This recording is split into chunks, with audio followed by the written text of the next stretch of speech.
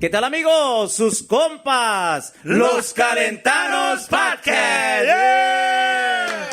Señoras y señores, we are so excited. En esta linda tarde tenemos invitados bien especiales, pero antes quiero presentarles aquí a mi compa. Estoy con mi compa. ¿Qué tal, amigos? Misael Arroyo para ir para servirles. Saludos para toda la gente que los está viendo ahí de su casita. En especial para el compa Gio. Mi compa Gio está aquí presente, está atrás de las cámaras. El compa está He's a cameraman today. Yeah. Y estoy con mi compa Tino Figueroa. Por ahí saludo para toda la gente que se comunica por ahí, por todas las redes sociales, ahí por Facebook, Instagram, Twitter, por ahí búsquenos. Oh, now we're on TikTok, bro. We want to get that follower going up. So follow us on TikTok, ahí los Calentanos Podcast. Ahí nos encuentran. We're trying to be as active as we can, porque ya ve que la música pues a veces no deja tiempo. Pero saludo para toda la gente que se está uniendo por ahí, para las bandas, para los grupos que nos están siguiendo, a los fans, por ahí. Y también you add us, send us messages through there on Facebook. Ahí búsquenos, encuéntranos. Saludo para toda la gente que pide sus episodes y está pidiendo. Esta tarde pidieron a un grupo que we know since we were kids, bro. It's not like sí nos conocemos en el escenario, pero we know each other since we were kids, and a lot of us actually went to school together. Yeah, we did. High school together, my bad. Yeah.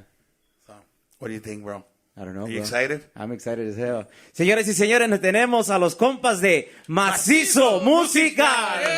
Yeah. Number one. Los número uno de Chicago, señoras y señores. Say that again. Los what? Los número uno de Chicago. Say that again. Los what? For the people in the back. Los número uno de Chicago, raza. ¿Cómo lo ven? Aunque les duela. Number one question: do you guys still go by Los Hermanos Obregón también? Because I remember when I was ahí haciendo ruido con ustedes, ahí molestándolos, it was Mazizo All-Star de los Hermanos Obregón. Do you guys still use that as part of Mazizo Musical? Sí, pues ya, como quien dice, ya se quedó, porque cuando nos damos, bueno, ya llevamos como la mitad de la historia, pero cuando nos separamos de cuando era Mazizo Musical con otros muchachos, ya cuando empezamos, nos cambiamos el nombre de Mazizo All Stars, le pusimos Hermanos Obregón, porque queríamos que la gente supiera a quién iban a ver en el concierto si le pusiéramos el nombre de nosotros. Ya sabían que iban a ver a yo y mis hermanos, para que no hubiera confusión entre la gente. No estábamos, como dicen, ningún problema. Ve a ver al que tú quieras, pero nomás vas a saber quién estás viendo. Era lo importante. Nomás para aclarar quién era el que se iba a presentar. Pero, not to be mean, bro, the fakes, as we called them back in those days, they didn't even make it out. Days too. They didn't even make it out the door, though. I mean, duraron You como said it, we 6, didn't say it. 8 months. I'm just speaking the truth, bro. De mi Like, compa Gio no estás hablando, güey. De mi compa Gio no estás hablando, güey. I'm speaking from like first person view, and cuando yo andaba en esos momentos ahí molestando a ustedes, like, I mean, I didn't see them like come out of anywhere. Like, yeah, maybe they did some gigs, but it wasn't much. But yeah, bro, like como les decía, like I didn't see them like, even step out of their house, bro. And then in those tiempos, when I was like you know, like with you guys, we were touring the whole U.S., bro. And then como ustedes dijeron en otro podcast, por ahí saludos para los compañeros de Walkpod, everywhere we would go, it'll be packed, bro. It was out the door, you know. And Yeah, well, I guess como lo que estás diciendo, like, it's just funny, it's crazy, right? Because if anything, it was supposed to be us that should have been out the door quickly, honestly speaking, because we're the ones that, coming out of that, maybe didn't have no contacts with promoters, didn't know anything about the club, you know, how, como cobrar el grupo, or go play different states the way we did after that. And they had all that. So, and at the same time, I think it goes to show what we were always saying and what we're fighting. They were doing shit wrong. It wasn't being done right anymore. And I think at the end of the day, that showed itself, because pretty quickly they were done. And it's the same thing that we were fighting. You know, we were like, when they were trying to do another contract with us, and we were like, no, because it doesn't make any sense to keep going the way we're working. So that's how we just said, nah, that's it. We can't work like that anymore, because it's looking bad already. And if we stay more, it's going to be worse. So that's where the problems existed, and then everybody went their own separate way. At the end of the day, I think it shows exactly what the hell it was, you know? Yeah. It was bad over there, even though, like I said, we ya teníamos todo contra nosotros. We didn't have the experience on the business end of the scene, but somehow, some way, we figured it out, and here we are, fucking 12 years later. Yeah. After that, y ahorita estás más calmado, bro. En el backpack te vi bien estresado. Oh, como que you pues. wanted to punch somebody. I'm like, ready, bro. Let me know. Ya se le va a subir la presión otra vez. Esta no llegan las buenas preguntas, pero ya que se adelantó mi compa, first of all, how are you guys? ¿Cómo están? I mean, thank you. Todo bien, aquí andamos, ya ves, echándole ganas, seguimos aquí echándole ganas a la música, pues, haciendo ya, como que dice, más social, podcast and all that, para, como dice, la promotion, para que siga en todos los podcasts y donde pueda estar macizo hay que estar. Right. Yeah. ¿Y usted, Ricardo, cómo está? Al 100, todo bien, Misa aquí, gusto en verlos otra vez nuevamente, Yeah, obviamente man. amigos desde siempre, como lo hemos dicho, aquí está la prueba nuevamente, los amigos fieles, nosotros sí seguimos de la mano, es nuestro modo de ser, lo que nos caracteriza, no brindamos nuestro tiempo y amistad a cualquier persona, pero las personas que nos han tratado bien, como pueden ver, agradecidos con todos ustedes y este espacio que nos brindan en el Calentanos Podcast. No, thank you guys for aceptando pues, la invitación, bro, because honestly, pues, ustedes son estrellas, para nosotros son estrellas grandes, bro. Siempre desde los escenarios, Right. desde los escenarios grandes, yo con Raúl me acuerdo en high school days que me iba a grabarlos en shit. ¿No eran gangueros juntos o qué? Gangueábamos ahí en la... ¿Tiraban vara o cómo se dice? Sí, tiramos barrio juntos. No. Pero siempre andaba con él hasta los inicios en Lunchroom cuando empezó a hablar. Y dice, hey, yo soy vocalista. I'm like, shut the fuck up. Y en la regadera nomás, ¿verdad? Le digo, hey, dice, no, vayan a verme. And then we had a friend, Pollo, remember? Rest in Yeah. peace. Lo fuimos a ver al ensayo. ¿Y no es Pollo tú? ¿Y no? Yeah. ¿Y no Pollo también? Yeah. Pues sí, la Calvin. Pollo fue mi right hand man cuando andaba de party. ¿A poco, hey? Yeah, but that's before I knew Celso. I knew my compa already, but no, cuando él nos íbamos a echar las pedas. The Providencia days and Look at that. Zampillo days. But you didn't go to Calvin though, right? No. That was after? If you actually That's know what? all my family, bro, like me and Celso were talking last time, like all you guys went with my family. If I would have gone to Killen Park, I would have not turned out good. Let's put it that way. I mean, shit would have gone. You were I mean, trying to turn Todos out los better. gangueros eran de su familia. like we were talking last That's time. We're why- like, damn, like that's why it didn't go, bro. I guess that all depends on the person because yeah, I went to turned out Calvin good. too. I didn't. Well, even though some of us Shut went up. down one lane, I I fortunately was I not. stood away from all the the crews, the gangbangs, all that stuff. So And I think music has a lot to do with that, bro. I think growing up, because you guys grew up in Homo Park, right? Too. Like I'm pretty sure you guys always Beach and Spalding. Damn. Talking no, about- he's going way where- back where now. the Chill, set- chill. You talking about you think you hood, Beach and Spalding. Lived there back in Well, the 90s. I live like 2 blocks away from Stowe School, where I think we all went to grammar school, right? You guys, By Drake and North Avenue. that was Wabancia and St. and Louis. St. Louis. St. Louis. I think that all you guys went there too, right? Yeah, we Yeah. all graduated from there. Yeah, grammar school So Stowe. you guys are I went Northsiders. just 8th grade. That's when we transferred Okay. that way. 8th, y ahí ya les tocó más años You ahí. guys, y'all were straight in the hood, bro. No, well, we have family there, but obviously we're more north than Pulaski than Kimball and North, and todo eso rumbo. Homo Park is just considered Homo I lived Park. in Kimball and Cortland for 26 years.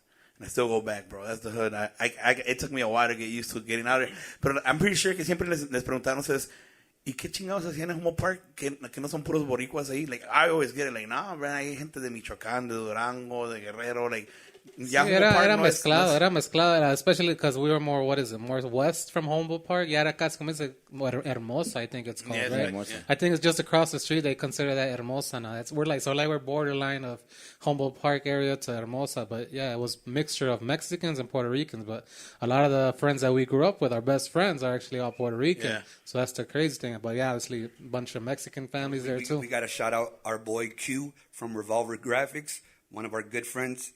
That is Puerto Rican Boricuas. You know, he was going to kill me if I didn't shout him out. So there you go. Hey, saludo, viejo. So how was it growing up in Homo Park and In the 90s. and doing the music thing? Well, we take one little small step back when our parents Got came. there. Obviously, we lived in Beach and Spalding, but then we transferred over near Clemente. You went to like the We- whole different hood right Clemente. there. We grew up on Iowa. Yeah, we used to live by Iowa and Rockwell, Campbell, around those Man. roads, Oh, like shit, Chicago Western. man. It was Yeah. crazy. Obviously, over if we would have stood there, we probably would have ended up in Clemente. and that's, No. That It's, was you know, my that, shit. that was a district. Obviously, you would Oh, go okay, yeah. So we used to go to Chopin. That was our grammar school. So then from was- there, we went transferred to Stowe. East of Kimball is Clemente, and west of Kimball is Calvin Park. Yeah. And then if you were a little smarter, you go to Schurz Lane or Tech or something, Schurz. yeah. But this is the thing that because I went to Schurz. This is how Schurz got me. So I don't you're know- saying you're smart? No. So Schurz every year iba a Stowe School. A los 8th graders y les daba un Christmas concert. And they tell you, all right, if you want to do this, you got to go to the music academy. Si no, pues te vas a la Clemente o a la Calvin Park. And that's why I'm like, fuck it, pues yo voy a la Schurz. I'm like, because I knew if I would go to Calvin Park, she was gonna go down. Just put it that way. So then I'm like, fuck it. I'm like, pero yo en ese tiempo pensaba que band era like a rock band. No pensaba que I was gonna go play a trombone, a baritone. Yo pensé que nomás iba a tocar en un grupillo y hacerme menso y get out. No, pero I had to like pick up an actual instrument and actually like learn stuff. And, Read music the real way. Yeah, the real. No, well, yeah, pero a lot of people don't know this, but the way it's played así en banda de orquesta con lo de la banda o lo de un grupo is a whole fucking different animal, man. It's like you gotta learn like another language in order for you to play in like do re mi fa sol la si do. Like it took me years to like actually get there, and I still don't get it to this day, man. like it's for me it's hard, man. Like for me it's really harder to still understand it porque me acuerdo cuando yo estaba morrido mi maestro me decía, this ain't a fucking polka, you're playing this shit, you're not over there with your fucking polkas. And I'm like, all right. That's when teachers still could talk to you a little, a little direct, right? Yeah, not now. Con esa, gotta be sensitive. Faustino, please understand this. And you know what was crazy? I was actually just there in my old high school, and they don't even have a band program no more. No more music, which sucks. No, campeón, ya ves. Budget wise, porque también amé las escuelas de mis hijos, porque they still go to CPS y ya cortaron todo eso, lo que viene siendo art and all that stuff, like, you know, but they're trying to bring it back. Some people are, like, some teachers are trying to donate their time to actually show them, so, you know, it's hard times ahorita en Chicago. I mean, that's good. It develops their minds, but like you say, the way the world is going, they should get more technology into that stuff for the future to prepare them. Yeah, exactly. Obviously, music and art, pero... Take out algebra. I mean, I've never seen an algebra equation in my life since high school. Right? Like, hey, like his really, money ain't right. That's why he doesn't use algebra. Oh, fuck. Nobody needs algebra after high school. Here's one thing my algebra teacher did tell me: you're never gonna use this shit in your life. Then he told me straight up, like, you're never gonna use it. Then but you gotta take it. And I'm like, fuck. Yeah, that's dumb. There's a lot of subjects that you almost have no business after to school to even using them. But yeah, you are teaching them to you. Doesn't make any sense. I'm sorry, but I say the teachers hold themselves, right? It's the truth. I've never seen one algebra problem in my life after high school. So Well, you're a singer, damn it. there you go. Even less, right? More reason. I mean, and I'm sure you guys know this right now because you guys got kids, right?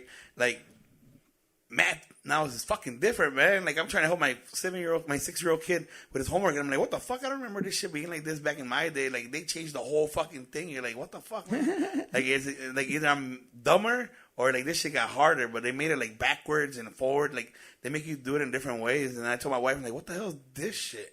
And then she's in the teaching career. She's like, oh yeah, they changed everything. And I'm like, fuck. Your kid. Get it together, man. He's fucking teaching me now and shit. And I'm like, fuck. Like the TV show, know that if you're smarter than a 5th grader and the older people look really dumb compared to a child, that's because they make you go too far back. You're like, man, I don't use that or do that anymore, so I don't even worry about that. So that's why it becomes harder. Like, it's little, but that's how it is now. Who runs practice, pues? Is it Ricardo? Oh shit, we're recording. Practice? Like runs? Who? Like, ¿Quién es el maestro? We talking about practice? Yeah. Practice?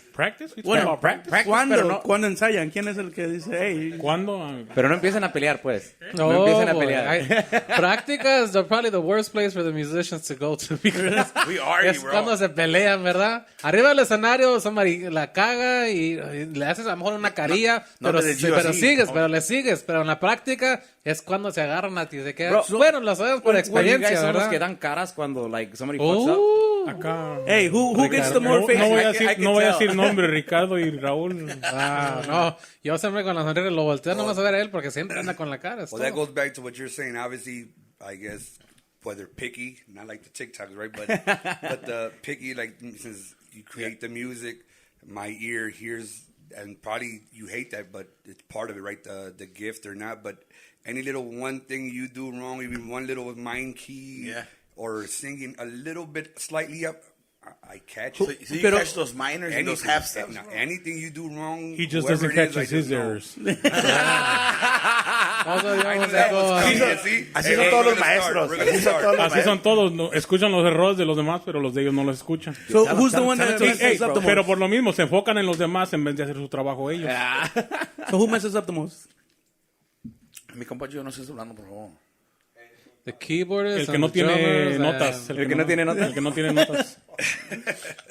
el conteo. You know, well, in our presentation, we don't have a game plan.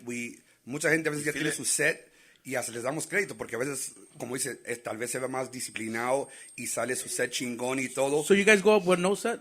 we have an idea of kind of what we want, but we always are ready on the fly to change it up based on the audience that we're playing to. So let's say un fan, hey, cuento de hadas. You get right there. That's my favorite song, by the way. So just Yeah, no, like you say, the standards, because most musicians go in as a Oh, that's like not you a say, Diego song. Se ven más se ven más profesionales, right? I'm back in. you had to think about They it. look more professional, right? Obviously, because they're all standing there like robots to do their job. Which, if you want to see it that way, it's professionalism. But And us, I we go with the can't do flow, that. which we can't, because of the same thing. Habla uno en el micrófono, or si no es el otro, si no soy yo. Everybody's doing something instead of just standing there. Which a lot of musicians just stand there. And unfortunately, that's their show. Right. But we're not like that, so we're going to commit a lot more errors. Damn, sorry, man. Because we're more focused on the people, Right. not on necessarily playing perfect.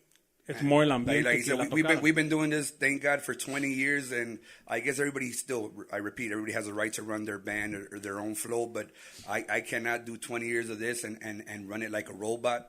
Yeah. I don't know how they do it or other people do it. Like, I think it's the same. Life is what we do is repetitive, right? And even like my brother would attest to, like, otra vez canten quiero ser for the millionth time, and like he says, I have to sing it. Nobody sometimes knows that the songs that you guys want to hear the most, sometimes we're like, man, that one again. What's the most you have played one song in a gig? Probably like sometimes 4. No, probably 4. You're like, fuck, man. Yeah. Like, Quiero ser. Yeah. And usually es cuando uno que no está pedo, Yeah. que está consciente de lo que si le haces caso. Pero sometimes cuando están tomados y repiten, like every time they go up, it's the same song because they probably didn't pay attention. Dang, you see. Hey, that's the guy Pero that... You're describing Gio right now. Sí. Se lo tocas una vez, Pa, man. oye, ¿me puedes tocar la de Quiero Ser? Yeah, you're like, bro, really? We just played it. Hey, I usually tell 5 them to fuck seconds off, ago. bro. I think I got grumpier now that I'm older. Oh, Les digo, boy. hey, primo, le digo, sí, se le echo, pero por un traguito, y ya they don't come back. Chino nomás, si no le dan una cervecita, then he's grouchy with those. No, es que ya hay que saber cómo ignorar también. I feel like people lately got more touchy with the artists. I don't know if you guys feel the same. Like they feel like they could come at you and kind of demand shit. Like for example, yesterday's gig, we're playing and I had like 3 people in back of me. Like, hey, esta. And you're like, and I'm like, okay. And I hear it on the mic. I'm like, hey, déjeme respirar. Tengo una lista. Like, relax. I'm gonna try to fucking please you guys. And then they all like looked at me like, what? But lately I've been calling people out. Fuck. But Oh, it's boy. one or two, and we don't take this the wrong way. But like we talk, whether the bands are from here or they call them locals, they expect out of you that if you're local, you better know these whole 1,000 songs. Whatever song I ask for, you have to know it, and you have to please me.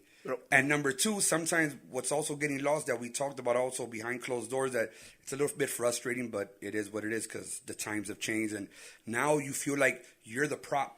You're the prop for them. It's backwards now. You're not really. the stars. They're the stars now. Yeah. So when they're asking of you or whatever, everything's footage. And like you said, hey, leave me. You want to do your own thing, but let me fucking breathe for a little. but nah, man, it's changed. Have you guys had lately any customer que venga y like tells you, hey, esta canción, pero ya, like now, you're like, what the fuck? And then, like you guys were saying about the VIP, you guys hate it. Like, I hate that shit too, porque they feel like if they could demand shit from you and you're like, hey, bro, just relax, I got more people to please. Like, I'm not gonna You paid corridos. to sit down in front. You didn't pay for nothing else. It's not special treatment. Like, obviously. you That's ain't- $500 you didn't pay for, right there, 5 cuz. songs, like, relax.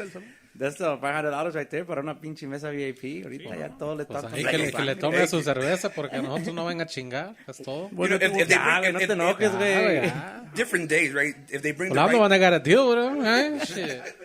if they bring the right energy and you could just feel it. Everything's Right. about energy. Yeah, you want to yeah. feed off of something. So if they're there with the right attitude and enjoying the night, then cool. But the ones that just have that look, one knows. You still got to play it Te off. But sientes yeah. luego como tenso y like, what the- No, pero You got to look further in the distance to try to feed off the people in the back, but you feel bad because you those Right. people, you feel like they deserve to be there. Nothing different than when you go to a ballpark, like they say, or Right. Michael Jordan era, like probably all of us who wanted to be at that stadium, we could never afford it. Yeah, But probably sometimes the other people that the dreamers. Y Yeah, los but pobretones, that's pues, que estamos atrás. the real person that probably wants to be there can't afford it. Yeah, exactly. But it's business, right?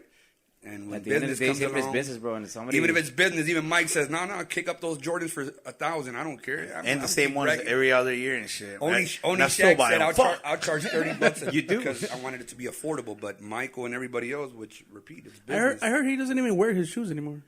He wears like some fucking dress shoes all shiny and shit. And that's my idol. Just to be clear, I didn't say that. I didn't say that in my talking previous shit. podcast. Anything I do, Yeah. everything I do is just thinking about that guy. It's about Jordan, bro. It's all Jordan. And this podcast is all about Jordan. Pero primo, como That que ya le va a mindset. LeBron and shit. I don't know. Celso's Nah, about nah, Celso's about bro. Jordache. Respect. ¿no? Nah, you know. Jordashi in Mexico en las subastas. ¿Qué dijo el güey? Who's that? Who's that? Anyway, You know. But yeah, like I said, the VIP people.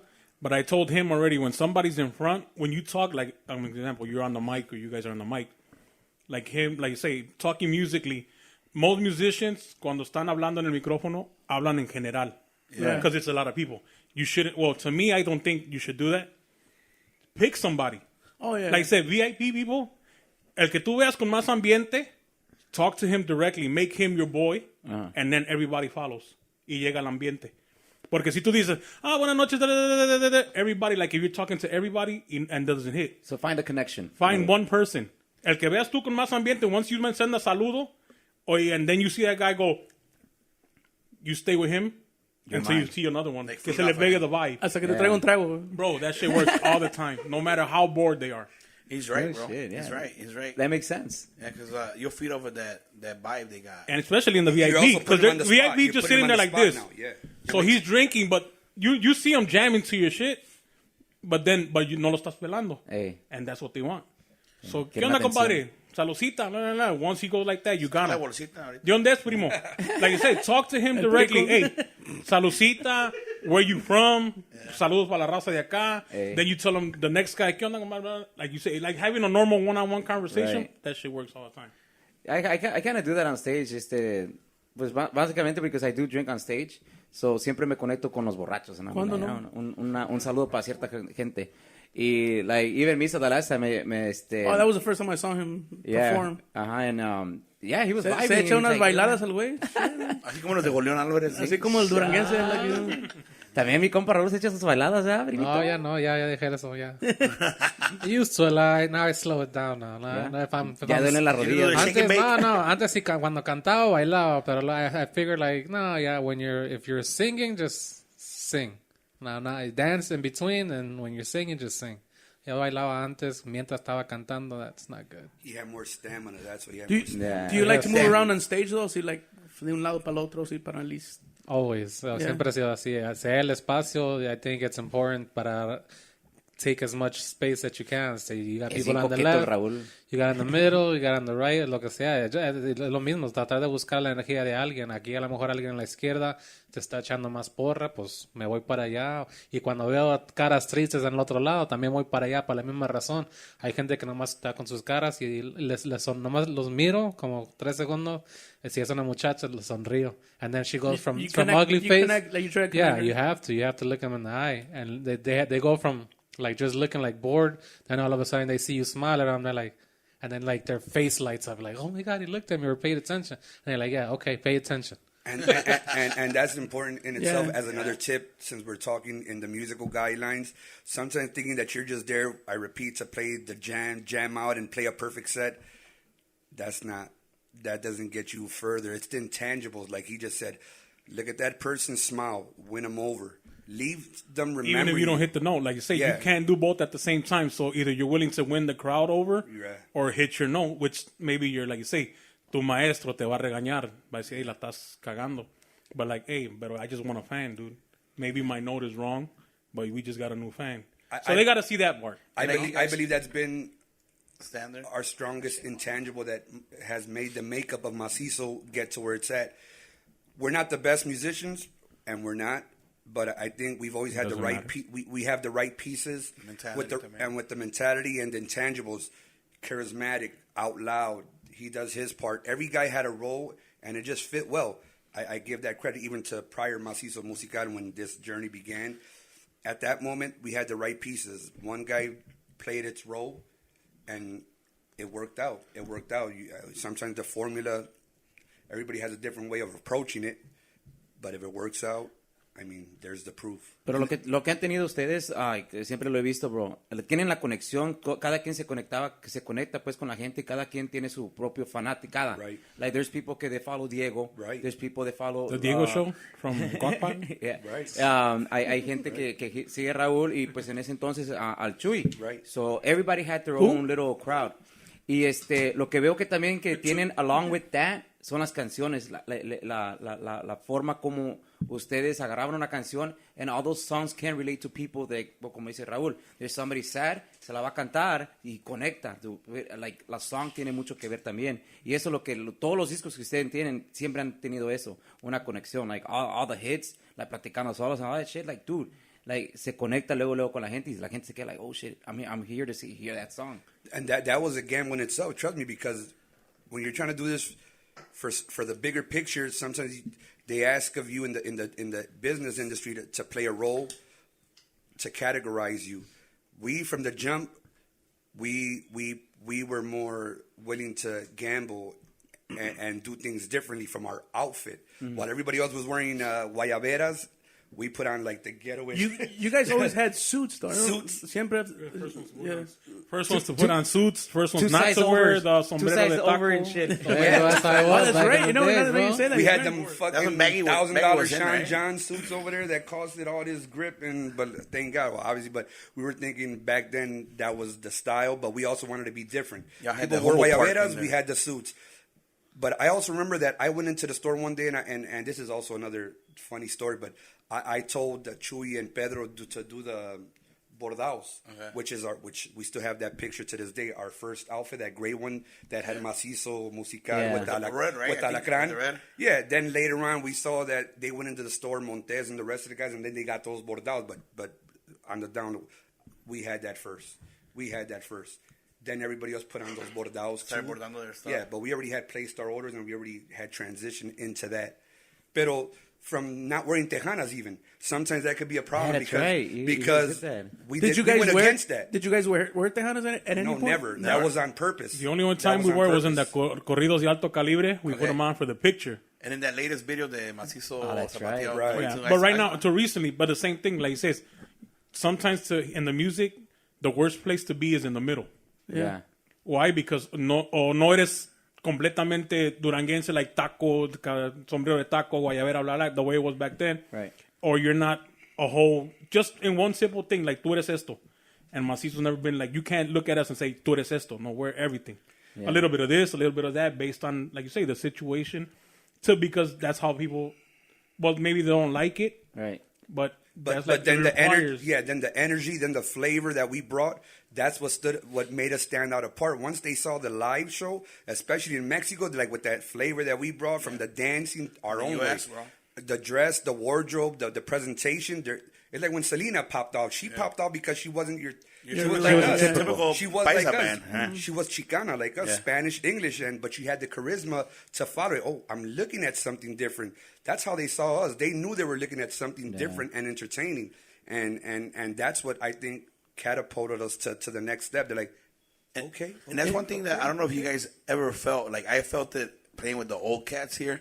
Like, they always nos ponen separados a los músicos de Estados Unidos, which is like us, you know, like we learn everything here, to them, the guys that come from Mexico, and they're like doing this since they were kids. But Right. even though we were doing it since we were kids, but like they always say, like I have been told, like un músico de Mexico siempre es mejor que uno de Estados Unidos. Like, okay, like, but he can't do this, he can't do that, Right. he can't put this different flavor in the music. And And that's one thing that you guys, when you guys came out, like you guys had that spark, that different feeling, like oh, these guys are like us, you know, from the hood, like because I know where you guys came out from, but I'm like, man, these guys bring that flavor from, like, not straight up like your typical Duranguense, because you guys were putting different beats and shit, you know, it wasn't always the same, like the ones that started it, you know, came out. Like you guys, like you were saying that previous podcast, you guys were still feeling out how you guys were gonna be, how you guys were gonna make your music and make it different than anybody, and you guys did. Yeah, see, and you said we're willing even to admit that it was a process because we came from the schooling of Tecnobanda, so we were barely trying to find our sound, and grupero, because from our parents, but we were trying to barely find our sound. We were trying to find our sound, and I think anybody who has followed us throughout the 20 years can see the difference from the first CD that we didn't know nothing, not even how to mix a CD or say, hazle aquí, hazle acá. We kind of just put it in their hands to evolving little by little. And we still got more to learn, trust me, but the chances, we always took the chances. Yeah. Anybody's ever heard our music, it's variation. And sometimes in the music, well, it always is in the music, it doesn't change. If something works or this bad it works, your company man or your boss man is telling you, no, otra vez así, otra así, otra así, otra. And that's something, sorry, that's a pet peeve of mine. I hate it.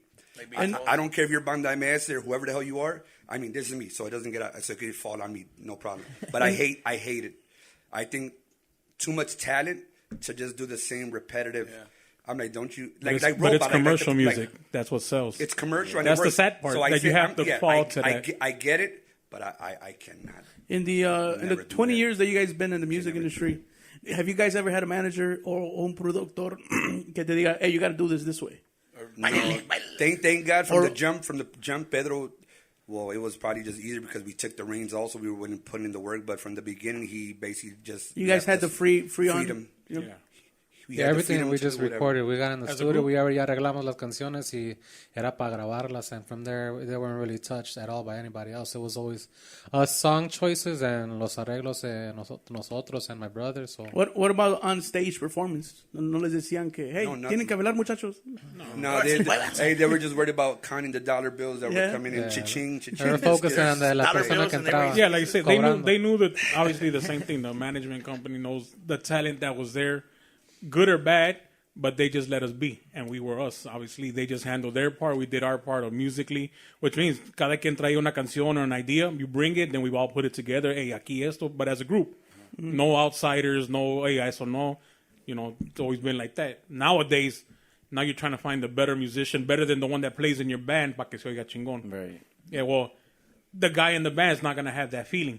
Yeah. Se la va a aprender, pero no es lo mismo. ¿Sí me entiendes? And that's been like to say, even Duranguense, they criticize it all the time, right? But not to, like say to talk shit. Norteño music con sax. Hasta que entra el vocalista, if it's the big time ones, you notice who it is. You might tell them apart. Oh, yeah. Banda, you know, obviously sinaloense and that. But I mean, in general, if a banda casi toca igual, hasta que entra el vocalista.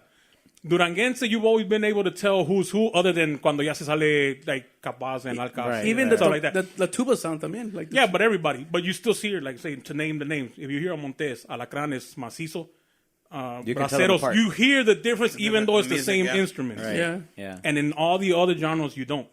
Yeah. Hasta que entra un vocalista. Or there's something unique about that, which is very rare. You notice it. You know, Banda sinaloense has even though, like you say, people talk shit. But it's there. The difference between every single Duranguense, you know the difference. Cuando sale la canción de Mi Credo, it's going to be different than la canción de Montes. La canción de Montes is different de Alacranes. La de Alacranes is different de Mazizo. ¿Quién fue el de la idea? Porque I'm a big trombone fan, de meter trombones. Porque ustedes, que yo me acuerdo, fueron los primeros que combinaron lo que viene siendo el saxofón con trombón así en el género duranguense. O estilo tecnobanda. Ándale. So, who's the one that decided that? Because obviously during those times siempre era saxofones o teclados. Harmonica. Yeah, harmonicas. Well, that came obviously from the Caimán, from the Caimán era. Caimán era. So the same thing. Like I said, when we started the group, okay, to like you say, naming names, it doesn't matter. Okay, this group has puro teclado. Hey. This has puro saxophone. This one has one trombone. You know, and then the guy, that one trombone was recorded from, I think, one of our guys anyway. So then you're like, okay, if they have this, let's just do all three. Right. If they have one thing, we have all three. Haz de cuenta que Caimán turned into Mazizo, but just without a bajo eléctrico. ¿Sí me entiendes? Más o menos. Without the trumpet sound. And we had, after we actually finally had our full band, because we first had a different drummer, Beto, but then when we actually completed this band, it became our good friend Rafa. So he's Tierra Caliente, so we wanted to incorporate all that also. That's a story that maybe nobody even knows, right? Todos piensan que porque salió en la foto, Rafita, which a lot of people obviously know him as our drummer, él no grabó el primer disco. He didn't record that. It was another guy que se llamaba Beto. Yeah. And everybody thinks it was him because he was on, but no, era un muchacho que se llamaba Beto que estaba en la Caimán. Él grabó el disco, pero... You were with Cougar at one point too, right? Right after, he left us to go to Cougar. Before the CD came out. Hey, business He decisions, left Mazizo porque nosotros, I had said, when nosotros grabamos el primer disco de Mazizo antes de hacer una tocada. We never played one gig. First thing we focused on recording the CD, which is in the summer of 2003 y nosotros no tocamos nuestra primera tocada hasta septiembre. So él se desesperó that I guess we weren't playing here, doing it like that, and then he got an offer from Cougar, and he decided to go play tambora over there. Wow. Hey, but Question, but he also added, man, you guys are not that good enough. Where you at, bro? Hey, question: did he try coming back like after everything? Like, Hey, where you at, bro? Power We've lead, seen but we him. don't take nobody back. We seen Once him. you're We gone, seen you're him gone. once. He Gio, went to one nothing? of our gigs, like maybe like I don't know, like 6-8 years ago or something like that. Who knows? ¿Radica aquí en Chicago todavía? He was in Wisconsin. moved. I think in Green Bay. But or we're something cool. like That's patched up. We're cool, yeah, but- in the Well, that's his loss, right? At the end of the day, that's his, not ours. But we're going back to the same thing. Everybody sometimes in key moments think, well, Money. they go out or they go on who's the best musician, and we're going to repeat the story. That's not what gets you to the top. There's more things that get you to the top, whether it's you need the right hookup or you need the right charisma or you need the right team that people buy into, because we're all trying to sell. Everybody has to our connect, act. you know? Yeah, and you have to try to sell your product. So if you think you have the right formula, show me. For me, this is for me, right? El Cougar is the best singer that has come out of Chicago. Look at that. But he was in this Duranguense project. He was missing like an image. He didn't have that image. Like he needed that. I mean, his song was badass. Yo Te Recuerdo, that's one He of my kind of favorite just songs. stood there. It was like he Yeah. was a stand there kind of singer, and he was a little older, right? Yeah, At the same he was time, old. He obviously had actually a came up like they with say, trios, too. young man's game. You know, that was Yeah. that was what was going on at the time. It was more They wanted younger. a showman and shit. Yeah, and he was just a Like, stand yeah, like there. you say, he sing. brought the singing skill over to Duranguense from Banda. But like you said, the older guys or los músicos in Mexico, you come and you're stuck in your ways. Yeah. You're not gonna change porque this is what I am. Yo aprendí así y así me voy a quedar. You can't teach what they say, old dog new tricks. Yeah. So that's what the music is. Yeah, eres bien chingón para cantar, but when you switch to Duranguense, that it's supposed to be a happy, getting music, and you don't have nothing there. How are you gonna And communicate with the people? You know, This from an inside scoop. I knew he didn't want to really do all that. It's like, It was a lot of a people- style. It was in. he had to. He had to change his whole. that was A where lot of those that was people, where the right? money was at. If you A lot. Yeah, so obviously that you've seen a lot of those other people that were just, man, I have no choice but to play this, but they're up there, huevo. They didn't really want to be playing that music or singing that stuff, so, and that translated up on stage. I was like, man, I'm just here just because, but not because I want to be here. And we came from Tecnobanda, so trust me, one side of us for one moment, like, we felt like we were dialing it down to downgrading because we felt we were I pretty think damn everybody good at that Tecnobanda. did it then. But like, we bought in. We bought in, and we're gonna take this and try to get better at it at our craft. But there was a moment of like but like I said, I said, dun, dun, or just little simple, but yeah, which the way, like you say, the original Duranguense or what they started with the first songs. But since we were Tecnobanda, our sound never really went to that level because it was still different, you know. So we didn't see it at the moment like we downgraded. It's just different, Right. Because obviously we fall under the category Duranguense because it was the era. But if you listen to it, I mean, compared to other 100% Duranguenses that have always been that, Right. the sax sound, like you say, tamborazo type of way of Durango style, we don't really fall into that. It's just in that category.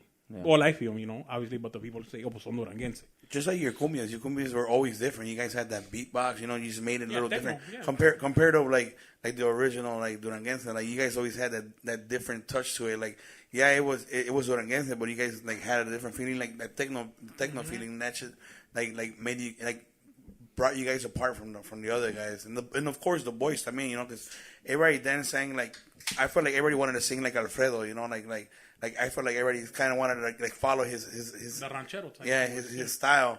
And then you guys came out. You guys started using the different sounds, the auto tune, the more beats, and like you know the different sounds.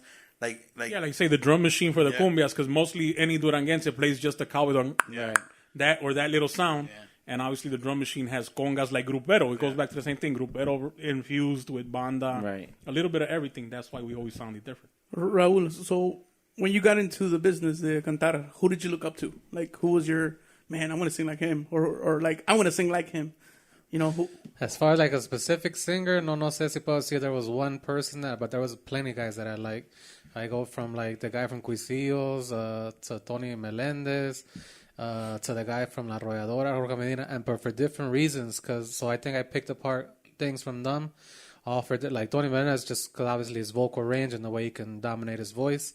The guy from Cuisillos, because them in that band was nothing but hype on top of the stage. Those guys dance while they're singing, they're jumping, they're real active, and I like that. And then from Jorge Medina, that guy, if you've seen him live, well, back in his day, the guy runs the stage. He's a little short dude, but he walks like he's 8 feet tall. Yeah.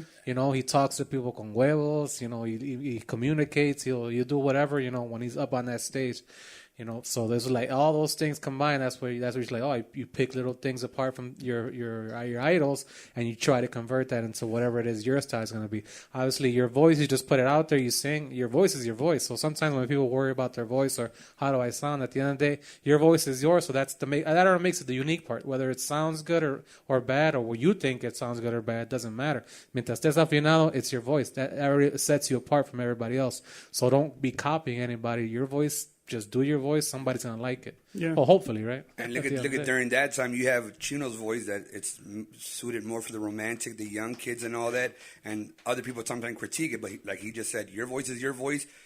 The audience is gonna decide if they buy into it or not, whether you liked it or not. Then you have like a voice, Valentin Elizalde back in that time. So look at his voice. We're going there. Then you have old school Chalino Sanchez. Yeah.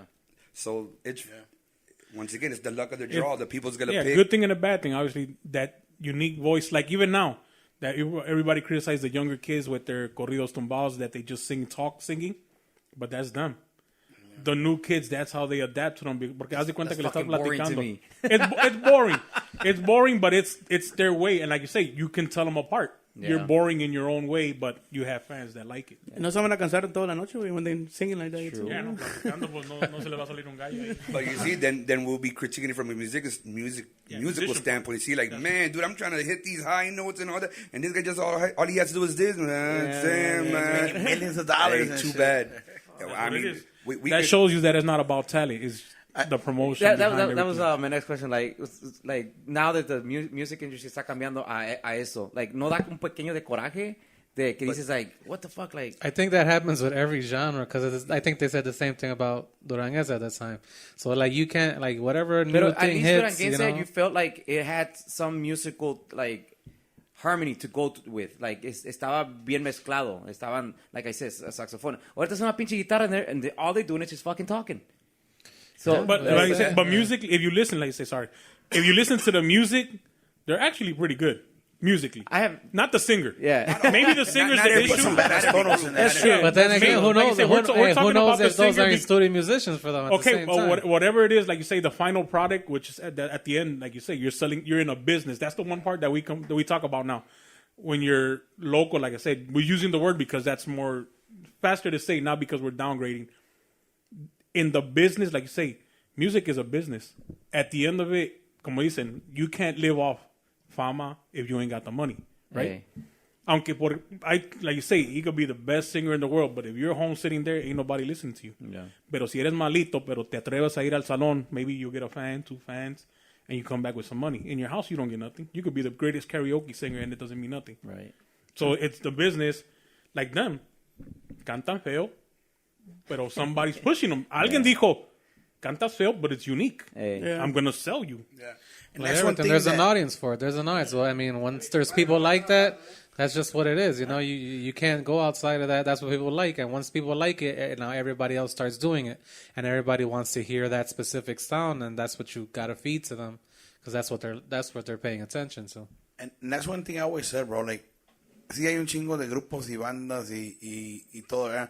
Pero if you don't have that voice, you're not gonna go anywhere. You gotta have that voice that distinguishes you from the rest. That you're not trying to sound like Alan or Cristian Nodal or whatever. Like, you gotta have that different voice. And then, I mean, I'm probably gonna get like bitched about this, but that's one thing that I always wanted to put out there to the Chicago bands that are here now. Don't try to sound like each other. Try to be different. Because I feel like if you put me a couple of bands on música, right, I can't distinguish them because they all sound the same to me. You sound like you want to say names. No, I don't want to say but like you said, the reason you're trying to sound... We got your back. He's like, but not my job. But like you say, the reason you guys try to sound the same, like whoever runs the band and when they hire you or whoever hires the singers, it's for that same reason because you're competing against the people that are here. So they're not thinking, I want to be different because I'm going somewhere. I need to be the same because we're here. Porque dices tú, si fueran otros, pensaran diferente, yo quiero ser unique. Desde el principio, hey, pues busca una voz diferente, no busques que cante igual que este o como los demás. And they don't do that. They find somebody que más o menos le da a las voces de banda or whatever, the like you say, the tonos. Maybe the problem though, what you're kind of going at is that you are all singing the same songs. So everybody's trying to sing it like whoever's already playing it and famous for it. Yeah. So as opposed to like, okay, everybody covering the songs. If I go sing JGL, people want you to sound like Luis R.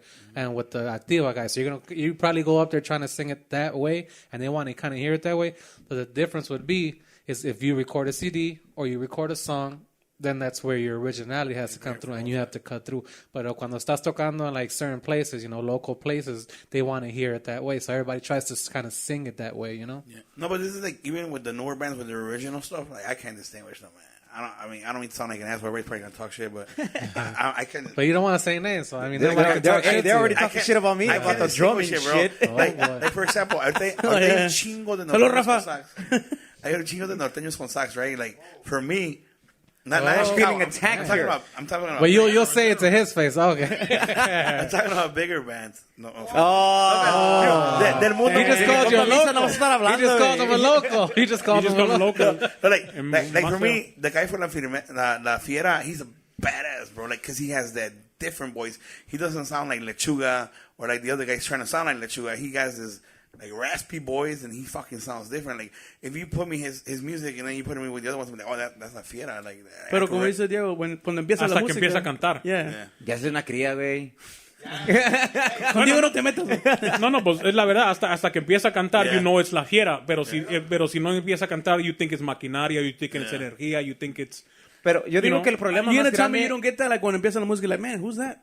And then you hear the voice. Like, that happens to like all the bandas and norteños. You feel the same way. But then sometimes you even worry that, because and we know, a lot of the Sinaloenses go to the same people for the productions. And only so one guy it's the same guy recording trumpet, trombone, and all that. So it's like the same guy recording everybody's shit. It's the same feeling. So it's like the same, like, until what? Until the voice comes in, that's what makes it different. And then you put your name in the middle. La Adictiva or MS. That's how you know, like, oh, that's who they are. Yo digo que el problema más grande que tenemos ahorita es que, like, in Chicago no hay writers. And si hay writers, they don't pop as like, vamos a decir, the Cali guys. Like, hay muchos norteños con sax in Cali que they make their own sound, they make their music, but they're like, hacen su propio, vamos a decir, like, they have their writers. Aquí en Chicago no tenemos eso. But I was talking about somebody about that part of the Chicago groups of California. Chicago, lo que tiene, they're always late to everything. That's how I see it. No, I'm saying like, no, I'm late into picking up the music. Ya cuando ya pegó en California and then it hits, then Chicago all of a sudden catches on and then tries to do it. Right. ¿Sí me entiendes? Like norteño sax. It starts Texas or Maquinaria, which norteño sax already was Primavera and all that, right? Yeah. But they'll say regenerated, Maquinaria and all that. And then it came to Chicago. Yeah. Or then they pick it up. Like I was talking about, like Senda. Mario quit or left Duranguense, hizo Senda. Pero él hizo, I'm thinking, like, más o menos lo que hizo capaz en el Duranguense. He caught on the need for the guapangos that were hitting. Mm-hmm. No había grupos aquí porque los Ávila, los Rugar, and all those in Mexico weren't coming, and the music was already popping. Rugar's right. Fire, man. So he jumped on it like this. He recorded. So he gave them that need. So where's La Senda now? Yeah. Doing it, on their own or at that level, like Maquinaria and all them. He fed that need for that music that couldn't get here the same way Capaz did it Duranguense to Mexico. So he jumped on it on the spot. Ya cuando ya salieron esos, entonces ya empieza grupos. So what do you think? En la localidad, what do you think is missing? Loyalty. Plain and simple. Yeah, that's true, man. No, it's true. It's plain and simple. You can't go any further than that because nobody's going to invest in something if they don't know if you're going to hang around. If you're an image, like I'm going to say you because you're a singer, you guys are singers. If they like, man, vamos a darle chinguchada, I start putting in money and then all of a sudden, oh, you know what, man, my wife didn't let me or I got No. And I'm not saying, but those are life things, right? Life. Yeah. My wife, my kids. Shut up, Gio. Health or whatever you want to call it. It doesn't matter. The point is, so they didn't pay attention to the moment you start investing, you got to know, or even before you make that decision, you got to know that the guys that you're going to invest in, like that's why a lot of times, that's why our contracts, you're going to be forced, because if I'm going to put the money, you're stuck in this. Yeah. You know? Porque es dinero perdido. I'm not going to spend $100,000 on the group, and then you tell me, hey, you know, I can't do it no more. I just lost $100,000. It's like investing. Like when you invest in money and properties and stocks and all that, you might lose, which is a risk, but nobody's going to take it. Like I guess that's why they prefer solistas now, because they just focus their image on one person. Yeah, that's true. Y los demás cantan y salen como ellos quieran. Even it happens in like the big bandas. Like who plays the trombone in Recodo? Exactly. Unless you're like a hardcore musician. Exactly, right? That you like them as a musician. But outside of that, they're coming in. They're like a rotation. They're like a factory over there in Sinaloa. They're just putting guys in and out, in and out. You know what's crazy? They do switch them like crazy, man. But you know, that inside story, that's probably why I've never wanted to be in a banda. Okay. They're badass. It's full force and all that. But I always thought to myself, I can't be a part of a banda because if I'm just one of the fill-ins, they ain't even going to remember me. And I'm still going to be busting my ass the same way. Yeah. I'm not going to stand out. It's just sad facts. Yeah. But that's why I never considered a banda because... That's why he stopped being a trombone player. Whoa. No. He came to the front. They're like, I want to go to the front, guys. It depends. Some people are okay with playing the background, playing the role. But I always thought, I actually want a little bit of credit for my efforts. Yeah. I want to stand. You want to go. You're gonna drive 30 hours. You want to be recognized as a band member, and not only because most of the musicians only if they have the suit on. That's why they leave the suit on. Yeah. Because if not, nobody would know you. Yeah. ¿Sí me entiendes? That's true. Because you're just a random guy on stage. Pero cuando eres el vocalista, pues obviamente con traje o sin traje te reconoce. And then that's also in a way like most people like is not satisfying. I mean, I want to be. It's also that all musicians' fault. Like you got to do something to stand out. If you think you're just gonna up there and play your instrument and think people are gonna like you for that, good luck. Ponle más ganas. Échale más ganas. Be like a chivo, man. Start dancing. Start throwing some legs out there, and people's gonna notice. And I'm like that guy, like, that's what he does. But like you say, that's where you can't do it. Like I don't see it because in those professional bands like a Recodo and all them, it's like know your place. And do your job. And do your job, yeah. Y hasta ahorita apenas con las redes sociales es que like el Recodo está dejando que los vocalistas tengan su social media and all that. Before they could, like you say, you can't do nothing on your own because you're using Recodo's name to get promotion. Everything you do has to fall on Recodo, which is why the same thing. In all the interviews, Poncho's there. Because he's the boss. Right. In Arrolladora, all the interviews, who's there? El Senor Camacho. You're not the singer, but you want to be there. Why? Because it's still my band. Because after they leave, you still have to know my face. Right. And that's you don't let them be. That's one thing about bandas. And I learned this more now that I'm older. Like, in the bandas, like, they don't like the singers to be the image that much. They like the owner to be more out there. For that the thing, clarinet players, right? In case clarinet players, in case something like that happens. Well, that's how Banda Recodo used to be in the beginning. The banda is señor. He was like directing the band in the front. Like, you know? I noticed that in the bandas a lot. It's in their best interest because it's theirs. They need to know. They know I'm going to always be here. This is my band. It's the so investment if at least you see me. But at the end of the day, it doesn't matter, right? They're always going to know when the singer leaves the band because he's va a sacar el sencillo con él y ya cuando la voz no esté o la cara, pues obviamente les va a pegar. But I mean, at the same time, they criticize people for like, se salió su vocalista. Those guys have been through how many vocalistas? All of them. Y no se siente. It just is what it is. But es que ellos tienen they could feel that hit by putting more money into that next vocalista. Fuck, man. Promoción la vamos a tener al 100 el que viene porque we got to come back out so they can forget about the guy that just left. That's how they work. And it's hard. Like you say, you try to, like a vocalista, like he was telling his story, I need to not be bothered beforehand.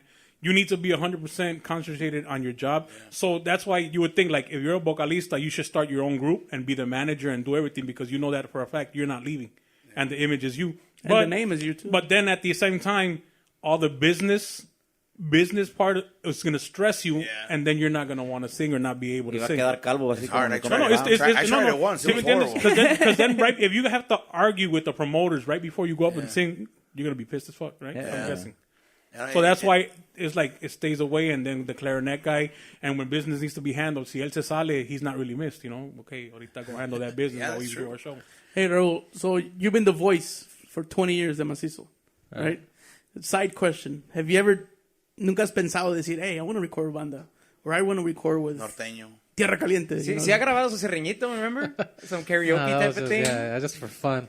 I've done it. I mean, Or you always, Mazizo never you thought know, about like that bonus soundtrack and banda and shit like that.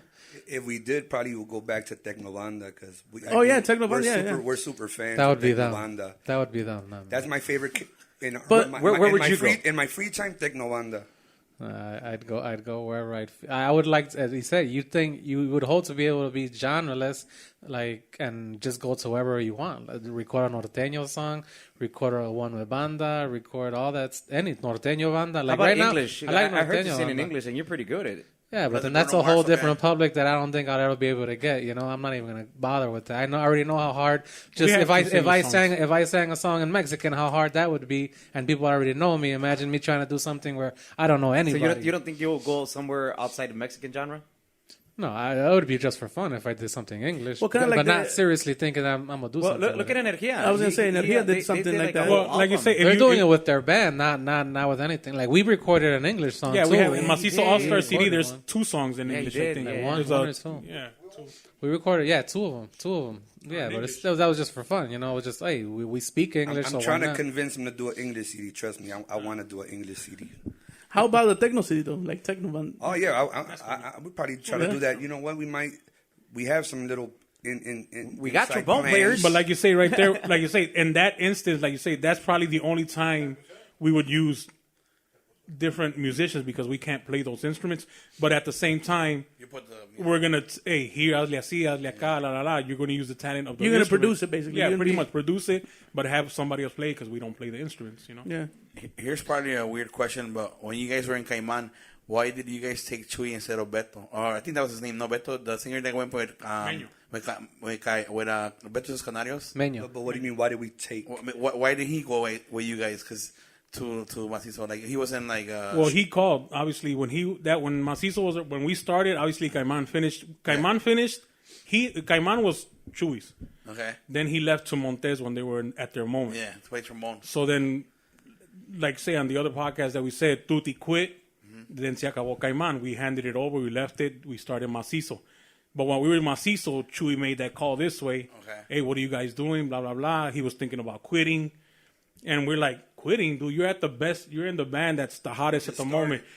But like you say, some people are meant to lead and don't want to be bossed around. So I'm guessing maybe that was his issue. Que allá era an employee. Yeah. You see the difference? Being Yeah, an yeah. employee and part of the group is a difference. It is a big difference. It's a difference when you do that. So then same thing, llamó para acá, but he knew Pedro. So that's how that started. Okay. So then when he came over and then we started saying, well, who'll be, a completar el grupo, we like, okay, these guys are, down for it. Mm-hmm. We picked, like you say, Mafioso, Mera, the ones that would, que se veía que iban a jalar. So that's how that came about, to jump this way. Was that guy still with you guys? I don't remember his name. It was Beto Los Canarios, the guy that sang the Meño. romantic songs. Yeah, Meño. He wasn't with you guys. No, once Caiman ended, that's it. He went to Prófugos, Yeah, and I some know. other Yeah, los Prófugos local se bands, hasta que después, obviamente, se fue con Beto y sus That Canarios guy for a sang couple high years. as fuck, man. He had a nice It was voice. always a show between them two, a ver quién era el más grande. Yeah, and the Chuy, yeah. Yeah, he had great charisma, man. He had great energy.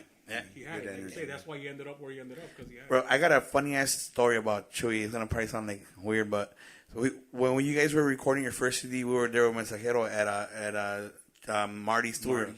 So you guys had just finished and we were walking in. So me and Pedro are walking in. He actually said on the podcast when Mensajero was here that he was walking out. We're like, oh, ¿cómo estás, Chuy? And he's like, no, aquí andamos. He's like, pero.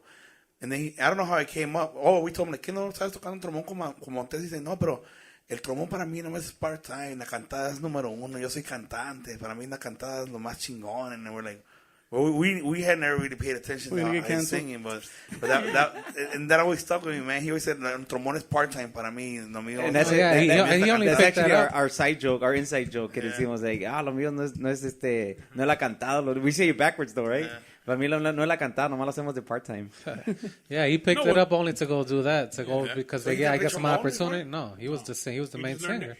Well, obviously, at that point, they were just playing that Hoy Empieza Mi Tristeza song. Yeah. So that's the only song with trombone, so all he had to do was learn that. They pretty much took him para animar and all that, help out on the mic. And he was pretty good with that, eh? Because obviously Alfredo was on the keyboards, Yeah. so he was busy doing both singing and that, so they took him more, I'm thinking, for that purpose, because that's what he was doing when he was there. Yeah, he was pretty good with that. I remember que pues, Back in, like I said, yo siempre he sido fan desde los principios y yo iba y sí, aventaba un buen show. I was like, oh shit. Y pues Raúl pues siempre lo tenía como más imagen. Casi no hablaba, pero like cuando empezaba a cantar Raúl, it was like, oh shit, like this fucking kid snapping, you know? Yeah, well, like I tell you, the part of the singing part is that part. Back in those days, like I said, the talking, antes se podía usar habla en general to the public. Hablaban facilidad de comunicarse. But now, like he said, we're not the stars anymore. The stars are the fans because now social media, they're there to party and get footage for themselves. Right. So now you're the prop. You're the prop now. The musicians are the props. So now that's why now you have to directly find somebody and be his prop. And that's promotion for you because he's going to record you and put you on his social media, which is going to promote your band. Right. So if you do it to him, you're on his social media and his followers. If you do it to him, you're on his social media and his followers. So And then like you say, gain followers, if you want to grow, pick him. Yeah. Hey, that guy looks pretty. You know, he looks like he got some friends. Or I Hey, what's up, recognize him dude? from social Hey, media. ¿qué onda, compadre? Te graba, chilling right here with Potrillos or whatever the band que sea. Mazizo. No, Hey, that's the new way of promoting Yeah, yourself. no, you see, know? you find that person that you kind of recognize from social media, like, hey, I'm gonna send a shout out to this guy, and then you kind of like, He'll record it. and then he records it, he starts Post it. recording, and then you're like, fuck it, I got more members and more Yeah, followers. if you see like Instagram, somebody says, "Oh, somebody posted you to their story." Yeah. What do they want you to do? Grab that and then put it on yours, so everybody's sharing. Reshare. So then, like I said, you're now the prop to their social media. They're the stars. So use that against them or use it in your favor. Yeah. So entre más gente, like I say, even the pictures. Hey, tómense una foto. Go to our Facebook. Ahí la van a ver. Hey. Tag us. Yeah. So Tag then us, yeah. your friends will see us. Así se va creciendo, little by little, like you say. Cuando, Ricardo, this question for you. Cuando se separaron, cuando hicieron la separación, ya pues de que ustedes dijeron, vamos a ser Mazizo, All Stars o whatnot, y empezaste a querer buscar las conexiones afuera. How hard was that for you, bro? Like I know, like, uno a veces nos quedamos stuck in our worlds because we don't know anything besides the suburbs around here, and that's all we do. Like, how did you find that technique para buscar fuera de Chicago, fuera de aquí, y no tener el miedo, porque mucha gente a eso le tira, because le tenemos miedo al que si voy allá y no me pagan, al fracaso, bro. Like, ¿cómo tú pudiste agarrar, like, un grupo que, like, well, honestly, like, se fue, like, to shit, and then you trying to pick it back up, but not fail again? Well, the fear, like they say, whether in any sport or boxing or just fear, is what also drives the motivation. I still remember backstory, like I just brought up that story about Tuti, which once again I'm going to say I appreciate him. He was my first phone call to try to give me tips about the business side, but when this all went to shits and we began from zero and we were in panic mode and we didn't have one contact or anything, it was actually me and my cousin, rest in peace, Jose Pepe. Mm-hmm. I remember I told him, this is what you're going to do, since I didn't have accounts on I don't know, it was MySpace or whatever. Any flyer that you see posted in any damn state, anywhere, write every phone number. We put it on a libreta.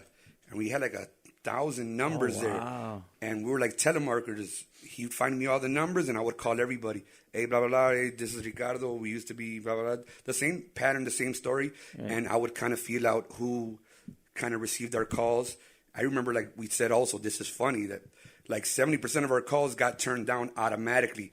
Oh, pero ya no están con Pedro? No, we fuck with Pedro. We can't fuck with you automatically. Oh, wow. I'm like, man, but we want to work, or at least... Dame algo. Dame algo. Oh, we're actually willing to be cool with Mazizo having worked those guys, but we're being honest what we are now. We're the brothers. If you remember what we've done in the business, right. We have our own project. Now we call it Mazizo All Stars. You know, queremos trabajar.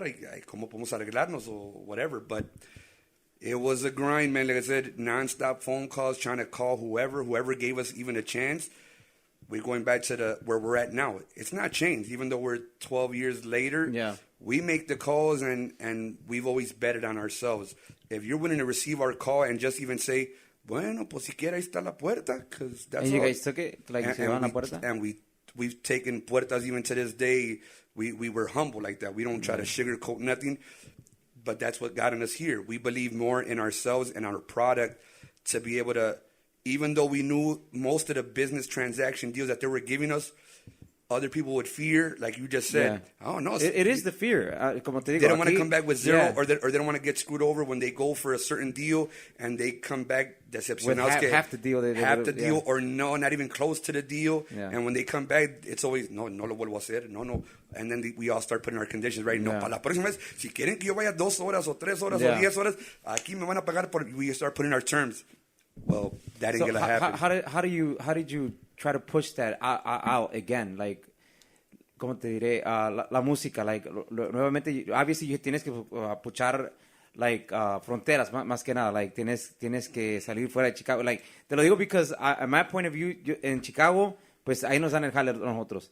Si alguien me llama de Indiana y yo le digo mi condición, mira, cobro tanto para ir a Indiana, son que 4 horas a Indianapolis o whatnot. Ese es mi precio. Y se quedan como que no, que está muy caro, que no sé qué. I'm like, well, that's it. You turn it down. Yeah. Well, like I said, you guys or other people have the luxury to turn things down when, honestly, if this isn't your only source of income, then you could turn things down. You guys have that luxury. This was our field. This was our business. This was our only source of income. Right. We had to go scrap for whatever penny, whatever. But I schooled myself. Like I said, I gave myself a master's in this business in under 1 year or 2. That sometimes it takes a whole career. Yeah. I did that on purpose. Like when Faustino came with us for a bit, Misa and all them, and I got into certain clubs. Or For a weekend? Yeah. Quitter. I would always, I couldn't do it, man. to this day, I always write notes. I would be the guy that would keep that flyer, go back home, write my notes on a book. Right. This, or what I would see the tendencies of a bigger company, how they would run the show. I would memorize, and I memorize everything about the event, the door, what time people show up, every little thing that sometimes the common person don't even care. Man, I'm probably too picky. I know everything that's going on in that club and the way the system works. From Yeah, like you say, you go to the club and then, like you say, name the club. How many people went in that night? Fíjate que esa es Todo una eso, cosa and then, because you know- I work with Ricardo unas fechas ahí con Adrenalina. ¿Cuál, la de la Wisconsin? Dice? Chingado, pinche yo. Wait, what happened there? Okay, we had a... I mean, Okay, we ahí te va don't la know, verdad. Ahí te va la verdad. We were supposed to be on Pásale el tour with perico, them, and then Misa called me and said, no está yendo bien, I'm not going. I'm like, bro, don't leave me hanging. Wait, No, wait, what was this? There it is. I don't remember There it this. is. We were supposed to Ya go salió. to We go were to wondering Wisconsin. those. We were on a Friday, Saturday, and Sunday type of deal. Y no estaba yendo bien. And then the last day que teníamos que ir a Wisconsin, like, you didn't want to go and somebody else didn't want to go. And I'm like, fuck you guys for leaving. No, you know what? He's And- making an excuse because I don't remember Nah, this shit. fuck you. Well, No, you no. know, He's making an You know, excuse. he said something very important, and it's humbling. It's kind of sad because it's reality that we all go through. You see, repeating. He said some, a veces no sale, and the people who are running the band, only they know the hits that they take. I think even Gio said at one time you guys were doing your own thing, so you guys can account for this, right? The guy administrating the band or running the band knows the numbers that are coming in, or, man, I don't want to go out there because we can go out there, but it was my decision. Si no sale, well, the band members want to get paid. They don't care what the reasoning is. All they sometimes even judge you, like, man, what kind of decisions are you making, man? I wouldn't be that dumb to do that. Get on the phone. Be on this side. Be on this side, so you can just be on this side for about 3 months, 6 months, so you can know what The stress. and then I learned what the managers go through.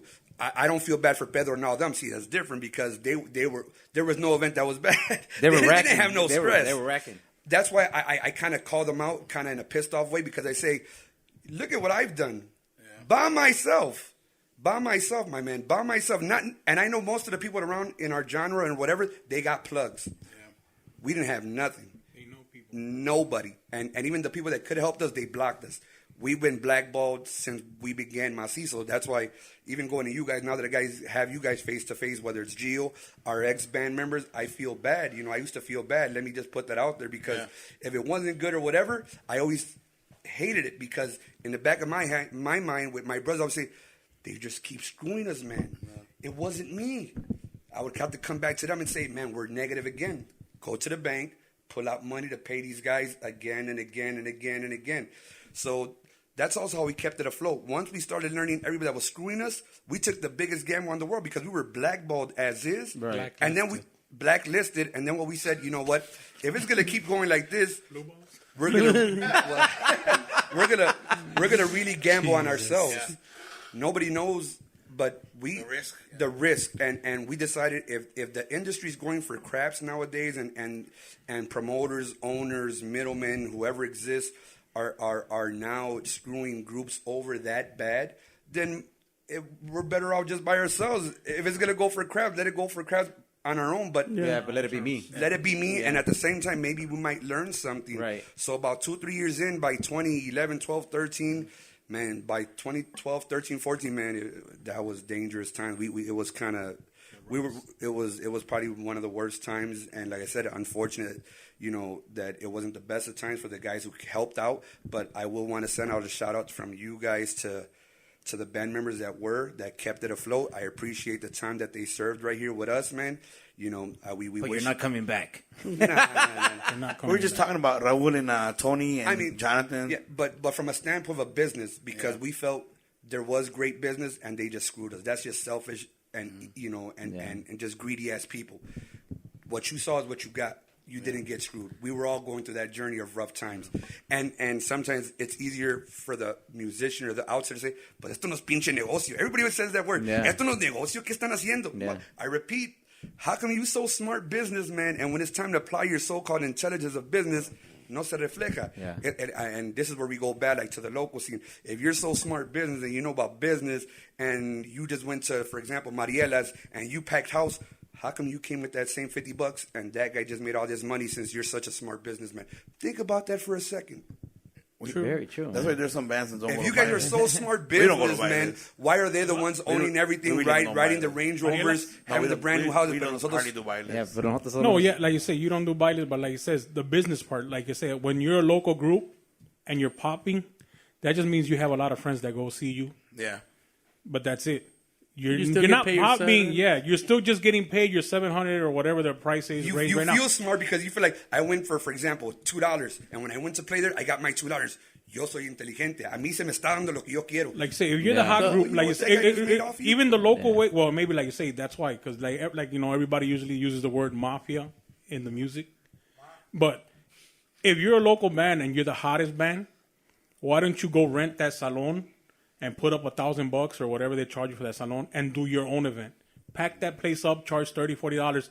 It's going to be different to make $700 than to make $7,000. But a lot of guys don't want to do that. We've It's seen work. that. I mean, it's still work to put an event together. Right. Yeah, it is a lot. And then, but like he says, the same effect of that, like when you ask him, well, how do you do it? The thing in like these groups, we're brothers, obviously. And then, no, but we like you say, he makes the decisions and we're not questioning it. Because you know your brother's not going to screw you. Exactly. But like you say, that's the one issue that all the band members hear, that most of the guys are never not related. It's always a friend or someone conocido. Right. So they don't know they don't know unless they're like your diehard friend. And even then, they could still screw you. Yeah, Misa. You know? Whatever, I mean, Hey, gracias. Thanks for watching. but I mean, that's why, like you say, tú haces algo, like he said, later on he's going to question you. Why are you making them dumb decisions? Yeah. Obviously, when it's a big decision, we entre los tres platicamos, Right. whether it's yes or no. But just in random, like just everyday decisions on business-wise, he makes them and we live with the consequence. Right. Because we're expecting him, he's not going to screw, because he would get screwed himself too. Yeah. So it doesn't work that way. But like you say, in the other scene, porque I say, loyalty, ya no hay. Un músico ahorita está, mañana no está. So your decision-making, like, nah, he doesn't run the band good enough. So let's just go, you know? Yeah. Hey, So it's speaking hard. of loyalty and the 12 years of the change, se puede decir change, no? Because it wasn't truly separation, puede decir, right? Right. Do you guys talk to the como dicen por allá, the Los fakes? corridos? Los corridos. Well, also No, that we we don't. wanted to clarify that too. Like, just even though we ranted and we said what we said, we don't lose sleep. Trust me, that is definitely the past. And Like, you let it go? Yeah, we've let it go since the first day. I care just not don't one talk to bit us. about any of those guys. I have more bad feelings towards a couple of the guys. I mean, personally, Some me more like than others. some more than others. I was able to talk with that. I was going to bring this up. I was able to, thank God, for some reason, or during the pandemic, a little bit after, Meta showed up to one I of was our, gonna say- one bring of it our, up. one of our Yeah. events, and he said what's up and all that. But behind closed doors, nobody knows that we were able to talk over the phone, and thank God he was able to apologize. We spoke, we hashed it out. So since he was able to be a bigger man and apologize and basically, so I don't want to go into our detail of our conversation, but it ended with, "Yous were right," and that's all I needed to hear. He apologized. It ended with, "You guys were right about what you were saying about this company." And it revealed itself soon enough, and we got screwed. Sooner, right? Sooner. Yeah. And when you brought up that, hey, they didn't do nothing, trust me, I don't get joy out of that. It is what it is. We were, like we said in our previous podcast, we were willing to, hey, give us our space, you guys do you, and let the audience pick. We were still not even trying to be haters.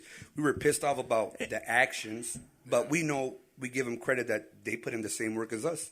Yeah, so exactly. Fine, you guys, we want to see you guys work. Chewy, Meta, whatever. The company, we hated the company because they sabotaged and they brainwashed and you believed it. So it wasn't like the situation como Montes. I don't know if you remember that. No, that's why our thing, it's kind of hurtful because all those guys, they ruined, or it looks like they ruined. Only they know their reason. With us, it was equality, the chemistry, and the way we got along was great. So let me put that out there.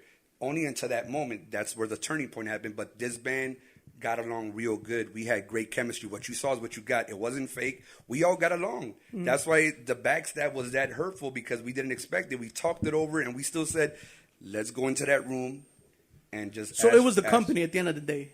Yeah. Yeah. You know, there was a behind-the-scenes moment also that, you know, that I didn't bring up in the previous podcast that we had. There was a little bit of issues that they were having with my brother and my brother's voice. They were kind of coming to me with that. Like, hey, man, if your brother doesn't get it together, then we're going to have to start seeing what we do. That's kind of like where you're trying to, the new wave of I'm going to start presenting a song or putting Chewy's voice on it because now I want the audience to start focusing on me. That was another beef that happened when they put out the song. Which one was first? Quédate un poco de ti, or which one? We did that was a pass. These are comparables. Right? Yeah, we did an album. We did an album, and then Pedro told me to do an extra bonus track, but then he said, "Hey, let Chewy sing this one." But it wasn't that. Like you say, even that was maybe the excuse. Let me finish that though, because to me they were talking about his voice that it was. That was the excuse. That was, but his so voice. Ahí empezó todo that's when they wanted to switch it over, right? There was parts of beats because that's the sacrifice because we're playing 7 days a week in the damn freezing cold at 4 a.m. You know, my brother's giving it his all. Sometimes that's kind of like perfect example. Like backstabbing, like a person's like a player. He's giving you everything he has, and he sacrificed his health for you guys. And you're wondering why his voice is cracking on top of the fact that it was changing. But people don't know that even before the performances, we were giving this guy penicillin shots just to survive. And that's one hard thing about that I learned the hard way in the singing world, bro. Like you're backstage popping Advils and shit just to make sure your throat like se desinflama un poquito y vámonos, you know. And then Raúl doesn't sing like low. He's up there too, you know. So back then, with his voice back then when he first began, those notes and probably my fault too. He always picks on me, right? Always los maestros. No, one thing that I get aquí hay potencial, and you're like, bro, I get tired too. Like I was like, I'm fucking singing up. And a good day, you're gonna hit them no problems. But when you have to sing them for a lot of sets, that's the problem. It's not like one song. Yeah, and I was giving him las notas where I felt, the flavor's coming out. Because he could hit those notes back in his young days with his voice the way it was. I was probably picking the chords too high. That probably was a mistake. More feeling. Because most of the groups always say, man, en ese tono la tocan. Yo no puedo ver esas notas. He already played like in soul back in those days, right? Yeah. Yeah, like all low and all. Yeah. But, yeah, it did put a strain on his voice. But that's kind of crappy that, hey, man, he's not cutting it. Do what he's doing and then come talk to me. That's my point of view. Like, he's busting his ass for you guys. You guys do what he does. Not, and let me say it, not because he's my brother, but nobody does what this guy does on stage. Nobody. I always give him that. He doesn't perform. Nobody performs like my brother does. They don't control the stage like my brother does. That's what helped guide the band, the presentation up front. You know, it's not just singing. He does a whole show. Like he said, I admire Cuisillos too. Cuisillos, they're fucking badass, bro. Yeah. He's doing Zumba class while singing all these high-ass notes. You do that. Unless you know what it takes. Breathing and singing as hard as and that's what we do. And also Jorge Medina style, right? Like I said, Chewy or him, they would, hey, I'm going to talk to you. You're not going to intimidate me. Or I'm going to woo the girls. I'm going to make you remember me. So it's those intangibles that he brought to the table while others is like, let me just sing this song. Ya me dieron ganas de ir a verlos, man. No, like it's been years for me. I haven't seen you guys in years. I We don't try to train. see them in every show, man. When you go see our show, it's unexpected. It's the way the night comes. But like I said, we're not afraid of the crowd. And like I said, we have the right pieces. He does his thing. Gio does his thing. I do my thing. And my brother runs his thing. Gio nomás sacó la panza. It's like you say, when you're a big artist, like the famous guys, que dices tú que tienen 30,000 people, they don't put on that show because the song is doing everything for them. Yeah, Right. They The see song does arriba and everything everybody for you. screaming and shit. Pero like you say, when you're at that moment when there isn't that many, like you say, the people can actually get too close to you y mandarte un saludo, pedirte una canción, it's different. Yeah. You have to have that thing, and a lot of like you say, a lot of them don't. You can sing, but you need that stage management that most probably they like in Other American intangibles. music, the A&R people, Yeah. they prepare you for that. You know, in the Mexican music, nobody's preparing you for that. It's just Nomás like, vamos hey, a lo que vemos, a lo que hemos visto, al idol, y aprendes poquito de todo. Y él a veces he tiene sus little idols, and you're like, oh shit, voy a agarrar un poquito de aquí, un poquito de allá, un poquito de allá. And it's only right that we give that to the people. That's what sets us apart. Para que resaltemos that we're giving that flavor, that intangible. We're Mexican, proud from Durango. For those who know or don't know, somos de padres de Durango. ¿Qué parte de Durango? ¿Qué parte de Durango? Canatlán, Durango, y tenemos el colega que representa obviamente su bello estado de Guerrero. So también hacemos esa mezcla, pero también tenemos nuestras raíces inevitablemente, pues we can't hide that we were born here. We have those natural tendencies to turn to, we grew up on Michael Jackson's and we grew up on performances. So yeah, I mean, we grew up from the ghetto to Michael Jackson. It's like the best of both worlds. So you get that from us. You get the Mexican side out of us, and you get the hood side of us, and you get the performance entertainment side of us. We mesh all that. When you see us, you kind of can see, okay. So, okay, another question. Ahí va para Raúl. How did you manage, like, obviously your brothers hablan un poquito más inglés, and then you can tell the hood in them. I cannot tell. If you start speaking Spanish, luego se te like, oh shit. He didn't suffer that. That's you and him didn't get to suffer. By the time he got out of high school, he barely got a little nudge on the head from the gang. You can hear the hood, and like, yeah, they're hood, and you can tell we're Northsiders. Because, like, los Southsiders versus Northsiders, like, no estamos amputeados, yeah, exactly. Pero you could hear hood in us. Pero, like, on him, you can't, though. Like, él luego se, like, si habla español, like, luego se lo oigo lo Durango, le digo, se te oye lo Durango, güey. So, how did you manage that? I guess they're different. We're brothers. We're brothers. We're supposed to be the same, but we're not. We're all different. Especially, we're different. So my brother, he's the Mexican one. He's the black guy, and I'm the white guy. That's how we are. Actually, Ricardo, you have a lot of Mexican in you. Like luego se te oye en español, pero you could tell the hood on him. All my friends growing up was black guy.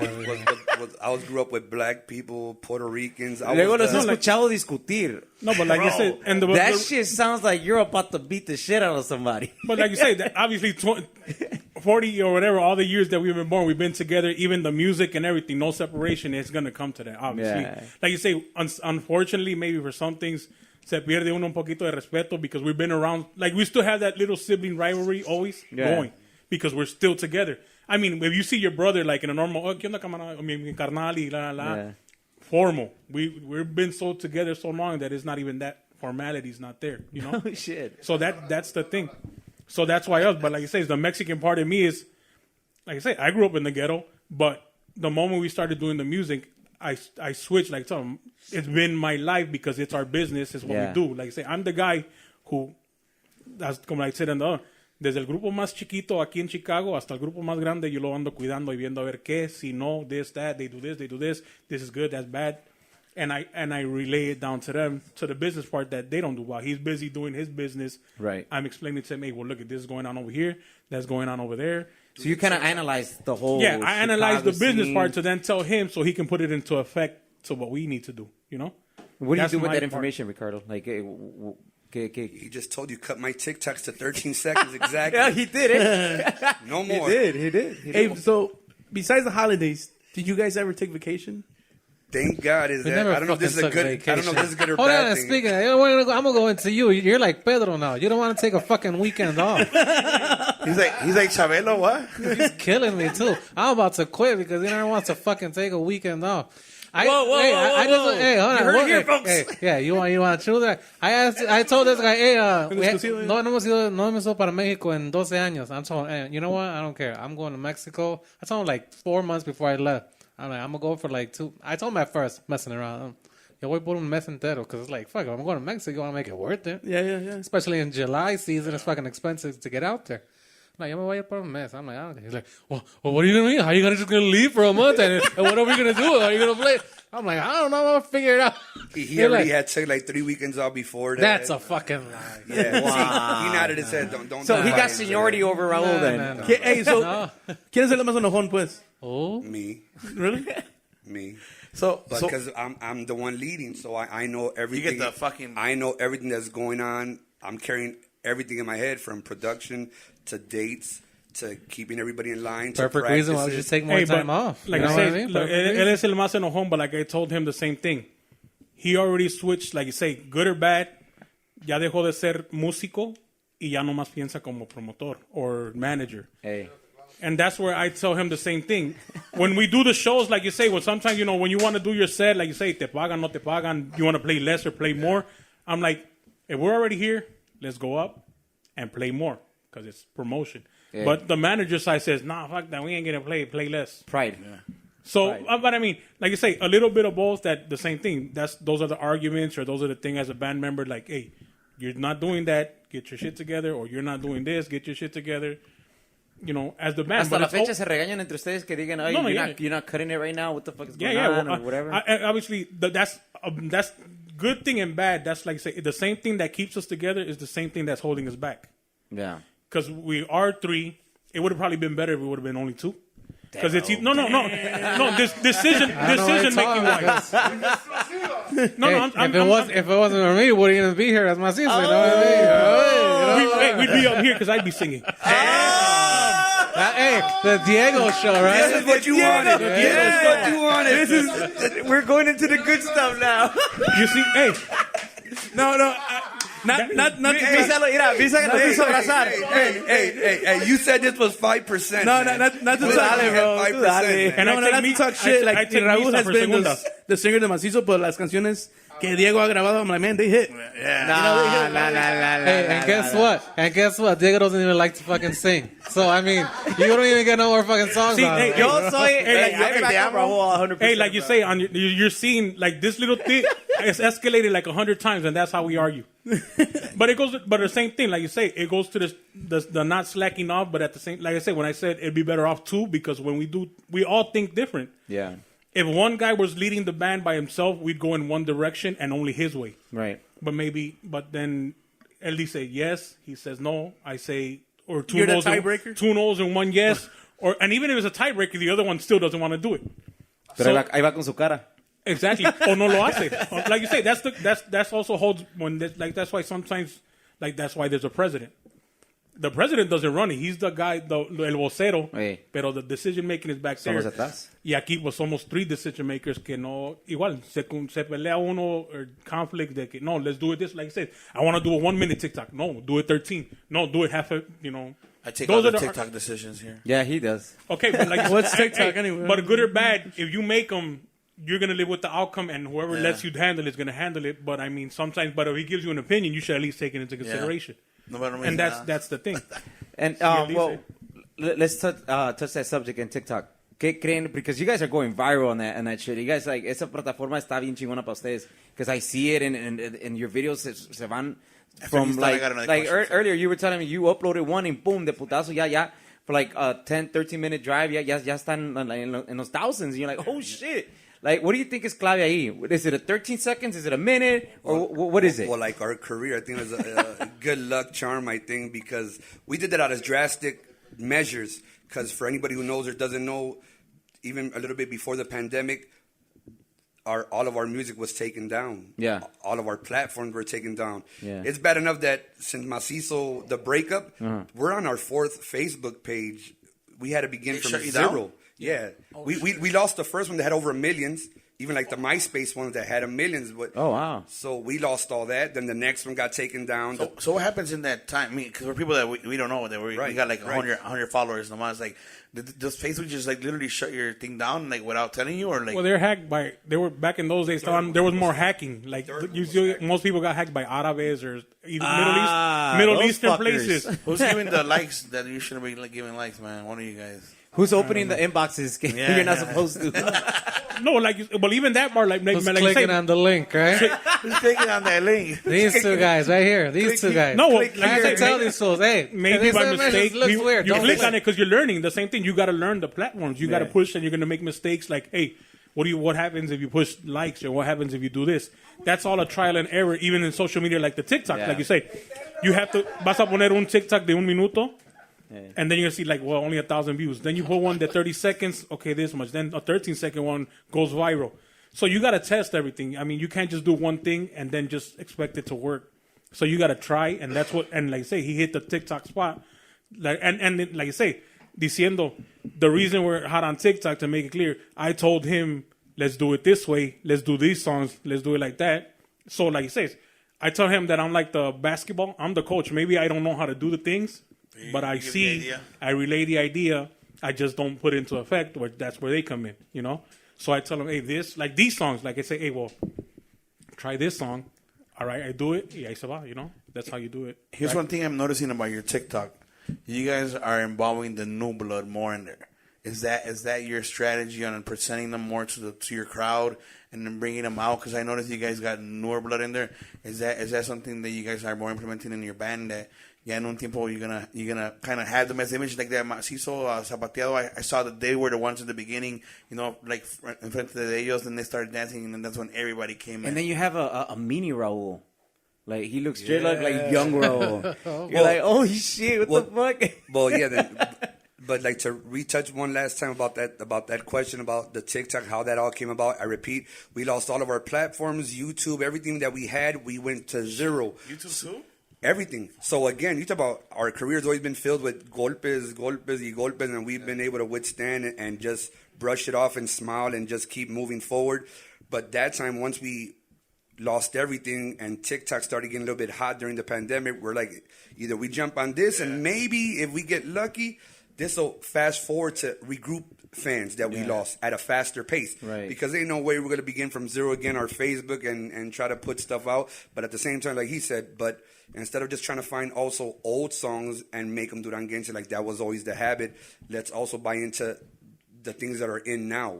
Whether it's the sad cut music or just any genre, tumbao. Not to kiss some ass, my 3-year-old probably played your Pepa song about 2,000 times, bro. Like, literally. Shout out to Mico Abraham.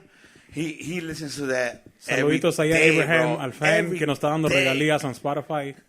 Thank you. My I wife's was like, at my again, vacation he's and like, putting that shit on Pepas. my And we're like, TV. okay. Vamos. You know, he was there when I think I did Pepas. I had just did it the day before, and he came to practice. Yeah. And I think I kind of played a piece just to mess around, and then we said we were going to record it. I already had it in my head the day before, but that's the gamble of Mazizo. That's Mazizo's. He tells me, Papi, I want the fast one. Because we would put the bad button down. I don't even know who sings it, bro. Farruko. I think it's the guy that went in Priest or something. Farruko. He's like, no, I want the fast one, Pa. The fast one. I'm like, all right. So I said, Teach him the name, bro. Come on, man. Tell him Mazizo. It's Mazizo. son. It's It's no sabo Mazizo. kids for nowadays, bro. We try Hey, to de los teach niños no se están hablando, bro. And I mean, like I said, that's our formula to this day. We win in a gamble and play a little bit of a mixture. Maybe this song is not for you.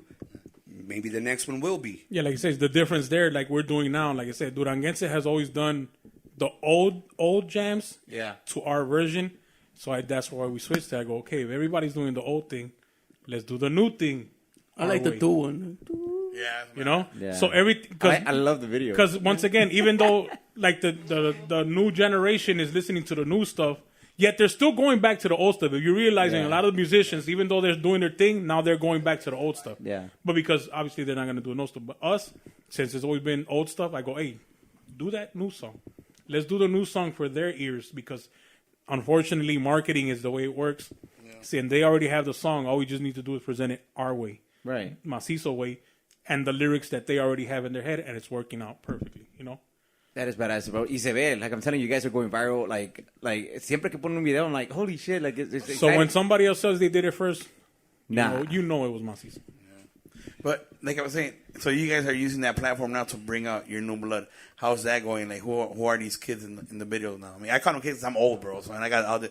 I got more gray hair than both of you guys, bro. We're still young. I got more gray hair than all three. You know, We're all still four of young. you guys, We're man. still young. I don't know Well, what the hell's going on here. Well, that was also a turning point. Also, we decided. Obviously, like you said, thinking through marketing wise. Obviously, those are my kids, the ones that everybody's seen on them TikToks. My kid Ricardito on the tuba. So during the pandemic, I decided to train them on the instruments. Okay. So we used that time to start getting them going into music. Okay. They picked up on it pretty quick. Before it wasn't their thing, but like it happened with me when I was a kid. I kind of like I didn't really want to do yo this quiero music. ser rapero. Yeah, I did. I was all Tupac I want to back go in my battle day. against Biggie and shit. I want to go to New Yeah. York and be like, I got you. That was my thing, but I was always open to everything. But yeah, during the pandemic, I got them going as So far as they had a little time to learn it. yeah. They only had like shit. 3 to 6 months during that little window of the pandemic. He hit it hard, and he just started picking up on it pretty fast. But then we also decided to use the TikTok as a platform to get him exposure. Yeah. That was all part That's of the pretty plan. smart, bro. That's badass. That is No, smart. like we're talking about They loyalty. know us like already. you said, the loyalty part comes into play. Yeah. We've had other sax players. We've had trombone players. I just caught that. I'm like, I just caught that. listening. like, wait, I'm a singer. Dice Misa for a weekend. But that, like I say, we've had sax players that been in and they left, and then like the same thing. Well, if he has Mr. kids, Jonathan, no, maybe I'm they'll sorry. learn it. If they pick it up, Yeah. we don't have to deal with that no more. Saludos You para know? compa Jonathan por ahí. Yeah, so Mr. compa Jonathan. Jonathan y todos los que han pasado por Mazizo, obviamente Por favor. nos han ayudado a llegar a donde estamos. Like I say, pero the loyalty where it comes in, that's why the most obvious option era teach familia. them and Yeah. hopefully they learn. They might, like I say, they're learning. So it's not, Yeah. if you see them or you think, they're doing a great job for the time, or for the amount of time and the stages they're going in, right? They're not Yeah. starting from the bottom. And dude, they're looking natural, bro. Yeah. I see them and I'm like, Con regaños y todo, pero bro, ahí they're va, like you looking say. natural. They're dancing next to Raul. They're having a good time as well. like you That's say, what I'm on the trying to tell you. tuba, That's like you what you're trying say. to inculcar. That's how we are. That's what we expect Yes. out of you. And you can Not tell just you the guys are normal. Stand projecting out. the same Project energy. and stand out. Yeah. Correct. Yes. And like you say, no matter what, whatever little bit that they're stuck in their head, like on the tuba that he does, I'm stuck in my own ways. Oh, no, he's a and the dog. original, like you say, He's the a fucking dog. Mazizo sound is me. Classic. But he's bringing in the new tumbao tuba Yeah. version of it for the new style. Whether it changes it or infuses it to what we already are, it's working out. Like you say, they have just a different ear, a different, of everything. But like I said, loyalty, obvious choice, bringing family. Yeah, Yeah. people have inboxes. Always call us if they could No, join, un and we don't. trombonero, Yeah, and we cantante. don't. We haven't accepted that just to not keep going through the same process. We're good where we're at right now. If the time comes that we want to feel like implementing something extra, we'll consider. But for right now, like you said, during the pandemic, since they decided to jump on it and they took to it, like, hey, we really want to do this. All right, then let's see. Let's Yeah, see. like I say, How does mom take that, bro? Everybody musicals now. You're like, Oh, now she's sad. She's sad For because real. she's more alone now. She's sad, but I mean, like everything now, she gets to see what one's mothers how feel. do you feel, bro? Having your kids there, like it must be like a joy to have your kids there in a grupo. Like you're like, man, they're taking after me. They're they're doing it también. Like how does that be? Like for me, like también I see like the band I'm in. The guy has his 2 kids in there también. And I'm like, man, that must be a badass feeling. But I mean, there's those arguments in band when they're like, they kind of divide that. I'm not your dad here. We're musicians. I'm the boss. The Vicente Fernández rule. Aquí yo no soy tu padre. Yo el escenario. Hey. How does that feel? Well, I mean, I'll be lying if I say that my first choice, because we know what we've gone through, and I wish this business was very different. Yeah. Because it's not a complicated business. That's why I probably get pissed off. This is a real easy ass business. You make music, you put on an event, and people walk into those doors and tan, man. There's not really rocket sciences. Sometimes people give themselves exaggerating. There's other intangibles, but it's pretty basic. But they really make it very messy, dirty, and they make it very, sometimes, like, you don't want to be a part of this.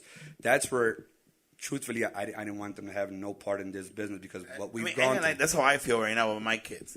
Pero pues si they want to and they have it in the blood, pues ya que puede ser uno, Yes, that was the turning point. I had to talk with, obviously, the oldest first. Hey, make sure Like you I said, make the decision you they're want. trying it. Like I said, as long as right now they're learning the thing, maybe later on they don't. maybe it's like say, well, this is you not wanna be a lawyer, long, Dad. not long term for me. But at the moment, like you say, they're learning it. It's better to learn something and have tried it, aunque después it's not for you. Right. Like the same thing we say about the bands that are local. Go try it, so then ya se te quite esas pinitas. Say, you know what, it's not for me, for whatever reason. Yeah. But then like that, at least when, like he says, that little bit or teach you to show respect to like us that we do it. And we it are can't be, busting man, our I don't ass. want to do it just because you didn't come back to return. No, that's the business. That's the rock and roll. When you want to be rock and roll, that's the sacrifice. No, and you want to live know the real lifestyle. You got to, like, they used to get in an empty-ass van, drive 20, 30 hours and rock out and probably Como come back. sardinas and shit. No, but like you say, everybody's that's what doing it because takes. it's music, That's right? what it takes. But it's like any business. If you open up your business, if you're an electrician, sometimes people are going to call you. Sometimes they're not. One weekend you're going to make more money than the other. That's being a business owner. Which a musician, that's what you are. You own a business. Walmart, no toda la gente entra igual. Just because they have a million Walmarts, they make money. Pero si tuvieran una sola Walmart, un día van a entrar 100 personas, otro día entran 1,000. You don't make the same money, but they don't see it. The business part, like, man, esto no sirve, no, la música no sirve, no deja. Right. So I'm pretty sure, como le tiran ustedes, you guys manage your money, like personal money, pretty well, and have a plan like in place, because not a lot of people puede decir, I don't have a fucking job, I live off music, like si me va bien, si me va mal, me va a ir mal. So you guys have like all that planned out, y no sufren pues. Well, like I said, when we went through the first years, we were too confident.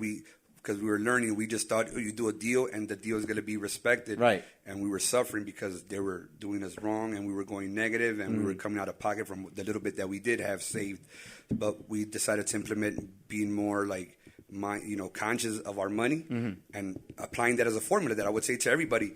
Like I tell whoever, we decided that since we know sometimes we're going to run into the wrong people in this business, always be a little bit ahead with the cash flow, have your savings ready and your reserves to be able to withstand certain hits. And when you do good, don't keep it all. Never keep it all because it's there and, man, I just came up. Okay. Let me take this vacation right away. Put it aside. Some for you, a steady little simple living. Well, at least for us, we've always been humble, so we're okay with just somewhere basic, but keep a little bit of reserves. So that's how we've always kind of kept the band between brothers. We kind of made out this. This is going here. So, for instance, las ganancias que hacen ustedes se quedan en let's say a bank account, and then you guys split it into whatever even parts, or yes. como No, yeah. So the parts go. I like in 3 parts. This is the savings. This is for the unexpected. Okay. And this one is if they just literally kind of do a super bogus and we come back with 0. You see, I'm going to say that even sometimes you come back with negative. Yeah. That's what I'm saying. I don't feel when other people talk like they think that they suffered. No, man, we've suffered. We've suffered, but not at the hands of us. We've suffered at the hands of other people that did us wrong. Right. And we learned to say, well, this is going to continue, as messed up as it sounds to say that out loud. So we got to prepare for that. So it's like saying we keep paychecks ahead. Just in case we get done wrong, well, at least we have something to cover whoever that band member is, or even ourselves. Here's $100, but something. So there's that, and then the unexpected falls into. So there's a minimum. Yeah, Vamos a decir, a minimum que no nos fue bien, pero Yeah. aquí están tus $200. Yeah, there's Vámonos. that, and then there's the unexpected, which could be repairs for your vehicle or just something that might happen unexpected, because you could drop $2,000, $3,000, $5,000 on a quick incident that happens to you. Have that reserve, and then, like I said, just your savings for whenever you want to shoot a video or have other things. The music is managing your money best as possible for that, like you say, all the things that go wrong, and not only for the things that go wrong, but a lot of times, like you say, every band has different situations, different needs. Some need more money than others. Right. Para mantener el grupo, you have 10 members, or you have staff, or I just want to make a lot more money. Que no lo guardas, te lo dejas, or whatever the case might be. Which money in a certain way gives you power, leverage to, like, when they give you a bullshit deal, you can say no. Otros grupos can't say no because, like, man, ni modo, we need that little bit. So it makes it rougher on the ones that do.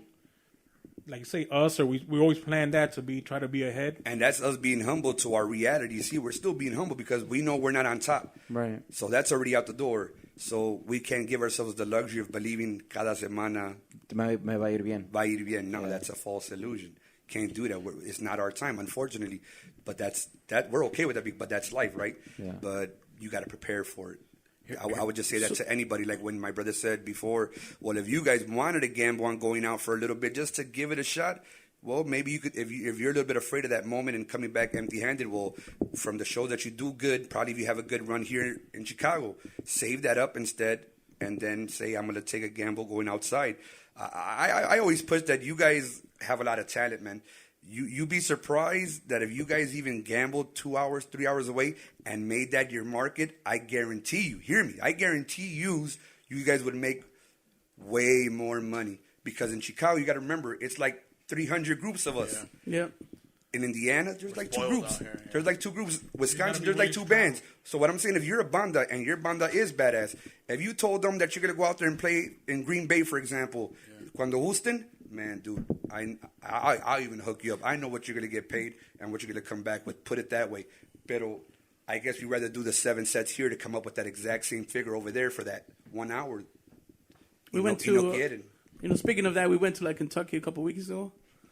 And like the amount of money they paid just for us to go over there, I was surprised. I'm like, damn, I can't believe people actually, pay for it. It doesn't happen often either. Yeah, it doesn't happen. That's the thing. But I'm saying is that, but if you did go, you expand your market. Yeah. Así no estar aquí peleando por los sets que Las salgan horas, aquí o el mismo pago that you still make to this day. Because, I mean, I know I don't want to put everybody on blast, but I know the price ranges. Yeah. But it hasn't moved. You get what I'm saying? But you get that call 2 hours away, they're probably going to automatically tell you, I'll give you double that or triple that. Oh, and when you were talking about the kind of unionizing thing, I don't know about norteños, but the bandas they did do that. That's what I was getting. So they're I like, know that they did that. So they're like, hey, we're charging this much, y ahí para arriba. Whoever you got a 2 hour minimum, no, or something like that. 3 hour minimum on a Saturday.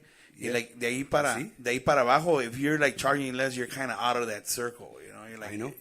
And then, But that goes to the same thing. The reason you guys can do that is because you have your jobs. Yeah. If you didn't work and all you did was music, you wouldn't be running it like that.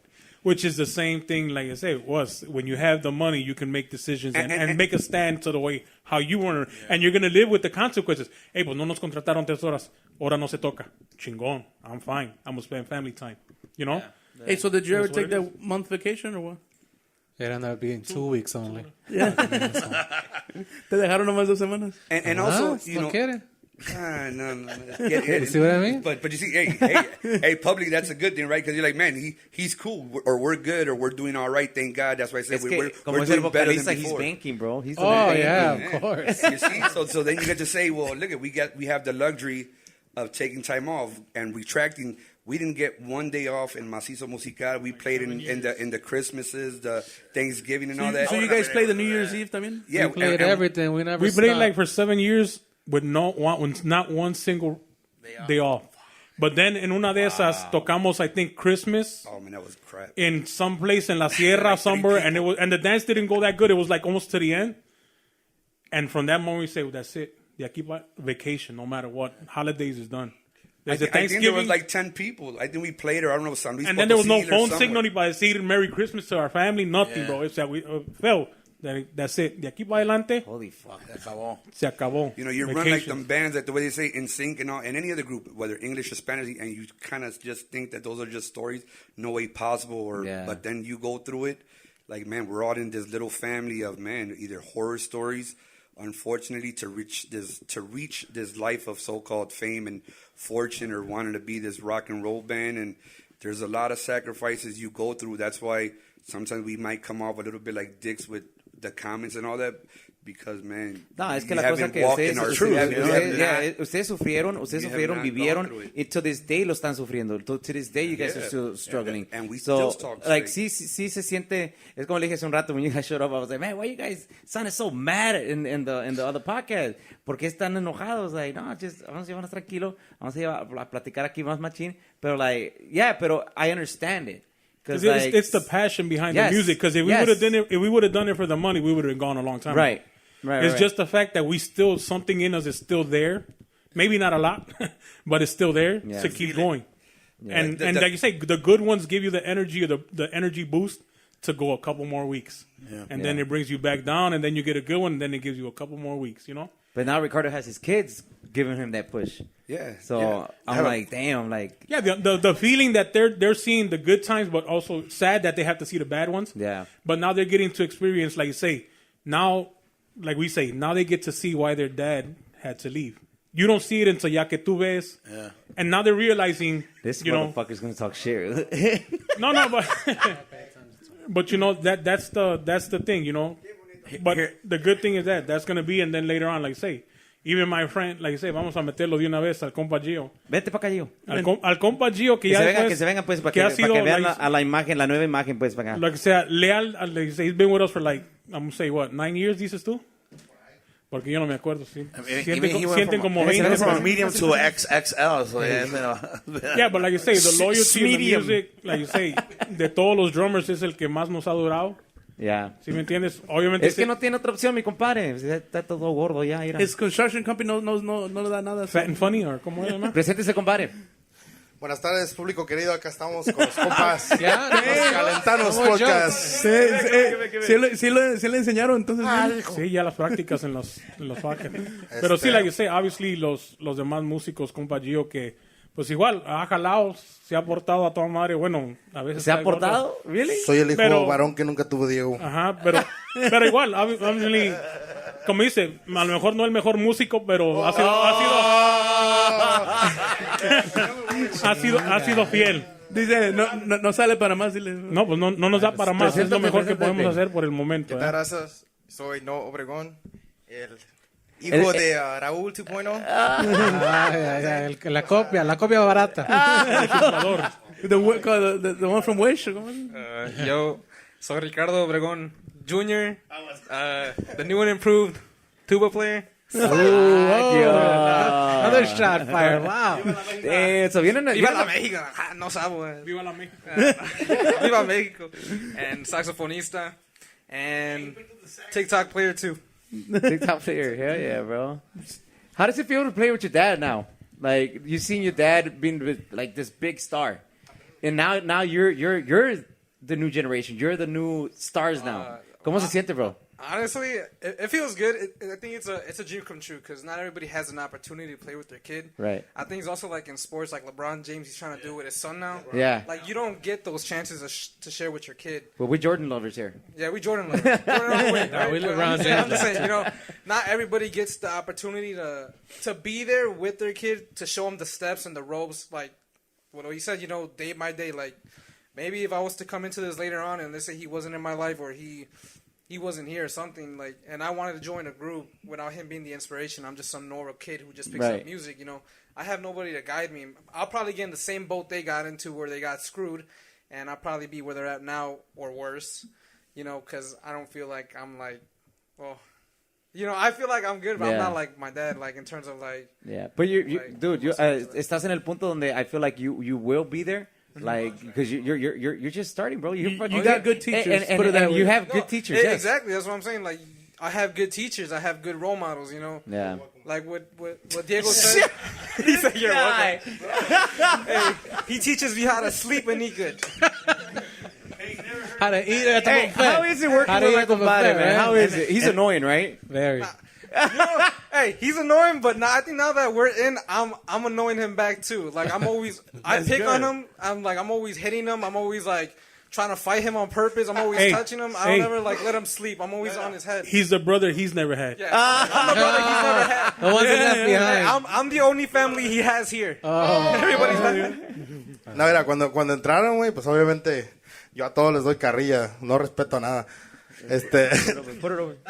A Ricardo no echa carrilla con nadie, con nadie. Pero conmigo, güey, se la aguanta. Llega al punto de que la ven, güey, pues la ven tiene bocinas atrás y enfrente, ¿verdad? Bájala tu chingada música atrás y apago las bocinas de atrás. Y va al lado mío y me pasa nomás una bocina, güey. Nomás llevo prendida una bocina y la ven, güey, la mía, güey. Si por ellos fuera a poner un divider ahí para que no me escuchen, güey. Y estos cabrones cuando entraron, bien serios, güey, no sabían nada, güey, nada. O sea, les decías algo, ¿qué? O les echabas carrilla, ¿qué? Pero ahora échales carrilla, güey, ya aprendieron en este ratito que estuvieron conmigo, güey. Le contestan a él, le contestan a él, le contestan a él. A la gente le contestan, güey. Has desgraciado a todos los que han entrado en Mazizo. ¿Cómo le dijo la señora de 80 years? Bet. No, pero a todos, les echan carrilla a todos, güey. Como ahorita que estamos ahí, están hablando y estos están atrás con la carrilla, güey. Aprendieron lo malo de mí. No aprenden a ser responsables como yo, güey. A ver, vamos con el wish de Raúl. Oh, boy. La copia barata. La copia. How do you feel, bro, playing with your dad and like having uncles like famous uncles, bro? Because these guys were like. Actually, I got a question for you guys. Do you guys ever go back on YouTube and watch like older videos? Oh my god, all the time. This kid, Yeah. this dude, all the time goes back on YouTube videos. Oh my life. You know, just we're like, damn, we gotta get back to that. We gotta do that. That's What do you dream. guys say? Tenemos que superar eso. Like we gotta go bigger than that. Yep. I mean, we hold ourselves to like, nah, we gotta do that. We gotta try. Since we're the new people, because obviously they've been in here already for 20 plus years, so they're like, oh, you know, it's kind of more hard, not harder, but like they're like, we already did that, you know. So, but we're like, nah, we're gonna try to, you know, try Do to better. bring this back and Yeah. do better to what it was, you know, since everything happened. But yeah, it's been a dream come true. To add on to that, like going back to TikTok, like as you see, it's me and him on TikTok. But I'd be like, hey, like today, come down, let's go, let's TikTok, me and you. Hey, I'm the You one. guys got a schedule? Like, no, he doesn't. But yeah, I push him. He'd be like, let's take out one song. Let's take out this song. I'm like, nah, that one's not hitting right now. You see what Diego says and what everybody says. Like they'd be like, no, he wants to do an old song. I'm like, come on. Like, no offense to like, I don't want to say older heads, but like. Were you pointing at Uncle Diego? Uncle Diego. But I mean, at the end of the day, Exactly. at the end of the day, like we're doing TikTok, and now we're the young crowd. You gotta apoyar to the young people, Right. You know, play what's in. Whether it's like, you know, either Maquinaria or Yaritza now, or Right. like Junior H, all those people that. You guys are still in high school right now? I'm already graduated. Oh, you graduated. You're in high school? No, I graduated. Oh, you graduated already. I'm 18. Oh, shit. No, Okay. he's not. Oh. No, he's not. No? He's a young bro. Dude. Heck yeah. He's very sophomore. He's a junior. He's a junior. My bad. But how does that Oh, feel? hold on. How does that It's feel? just funny. I look at him and I'm like, fuck. That's when we started Mazizo. Yeah. I'm like, I was just going to say I'm that. like, shit. I'm like, I was I look your like age. that. I was already being a singer, a front man when I was your age. So like, I imagine like, for real? I'm like, Yeah. fuck, is that for real? I look at the I'm like, videos for and real? Is that really what I look like? You I'm did. like, shit. Actually, you did, bro. And you were that skinny. La misma mochila.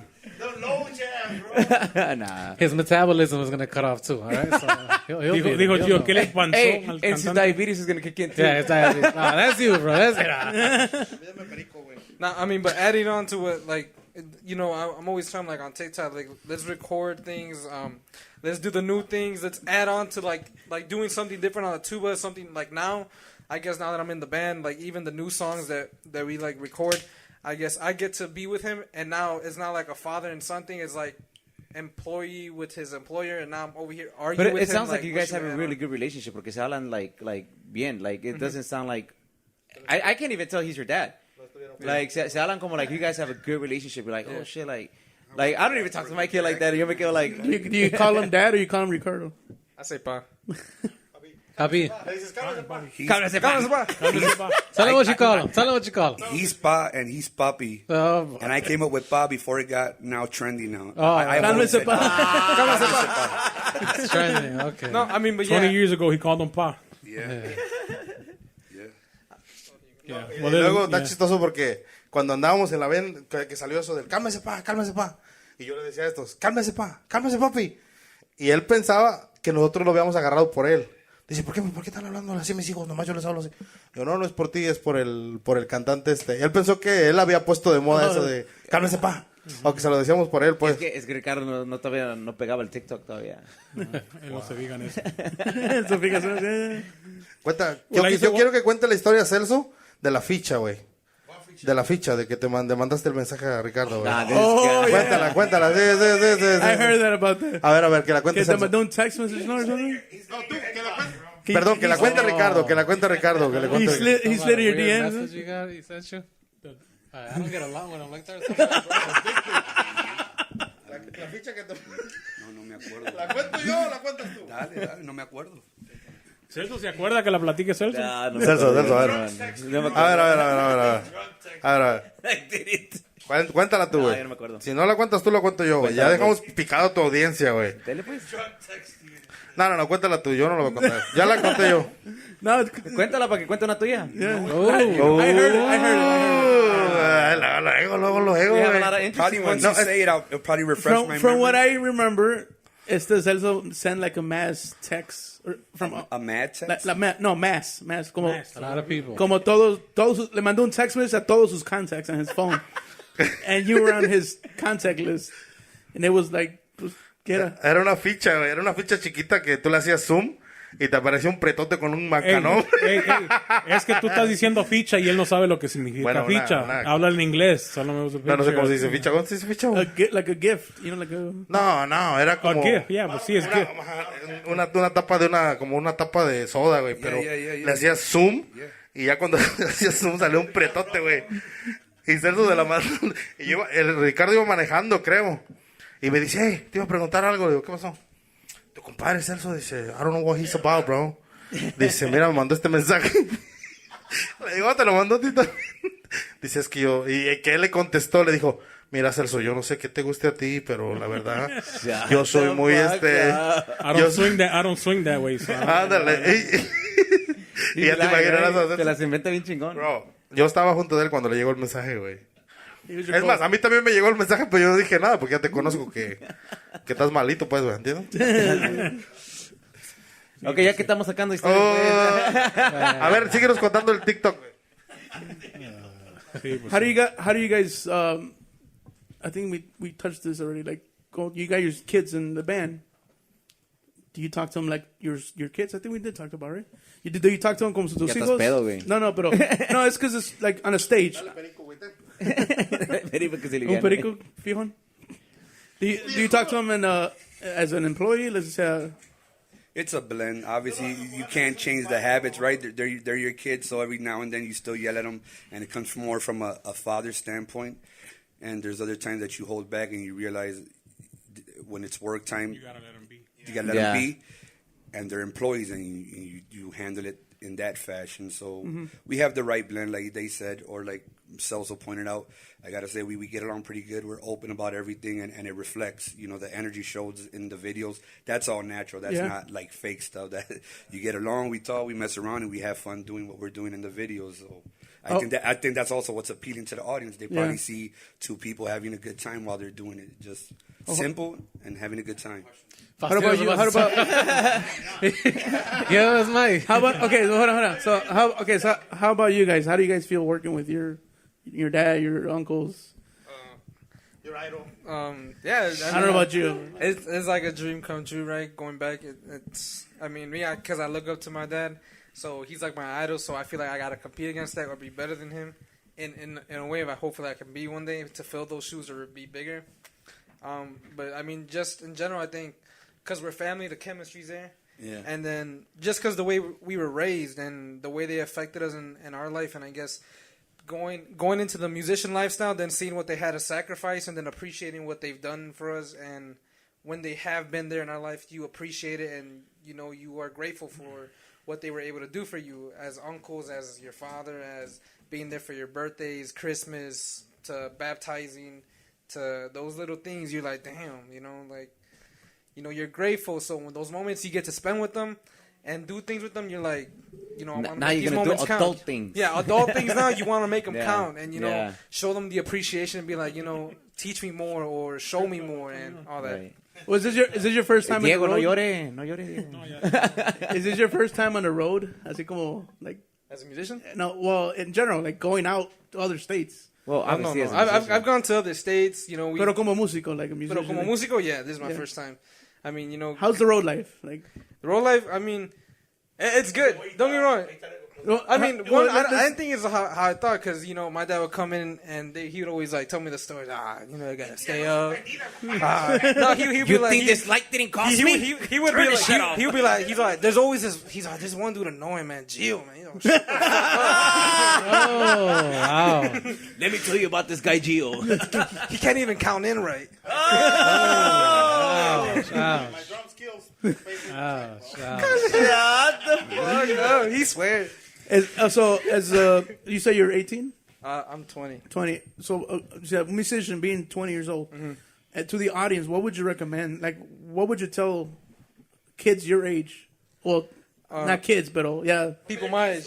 young adults. Teenagers, young adults. people my kids, age, bro. Right? I mean, because when I did go into it, I was 18 or 19. I think 18, and then I graduated 19, and now it's about to be 2 years now that I'm with them. Because I already knew how to play the teclado when I was young. I would just pick up. He didn't show me, so I would just listen and I would take it out.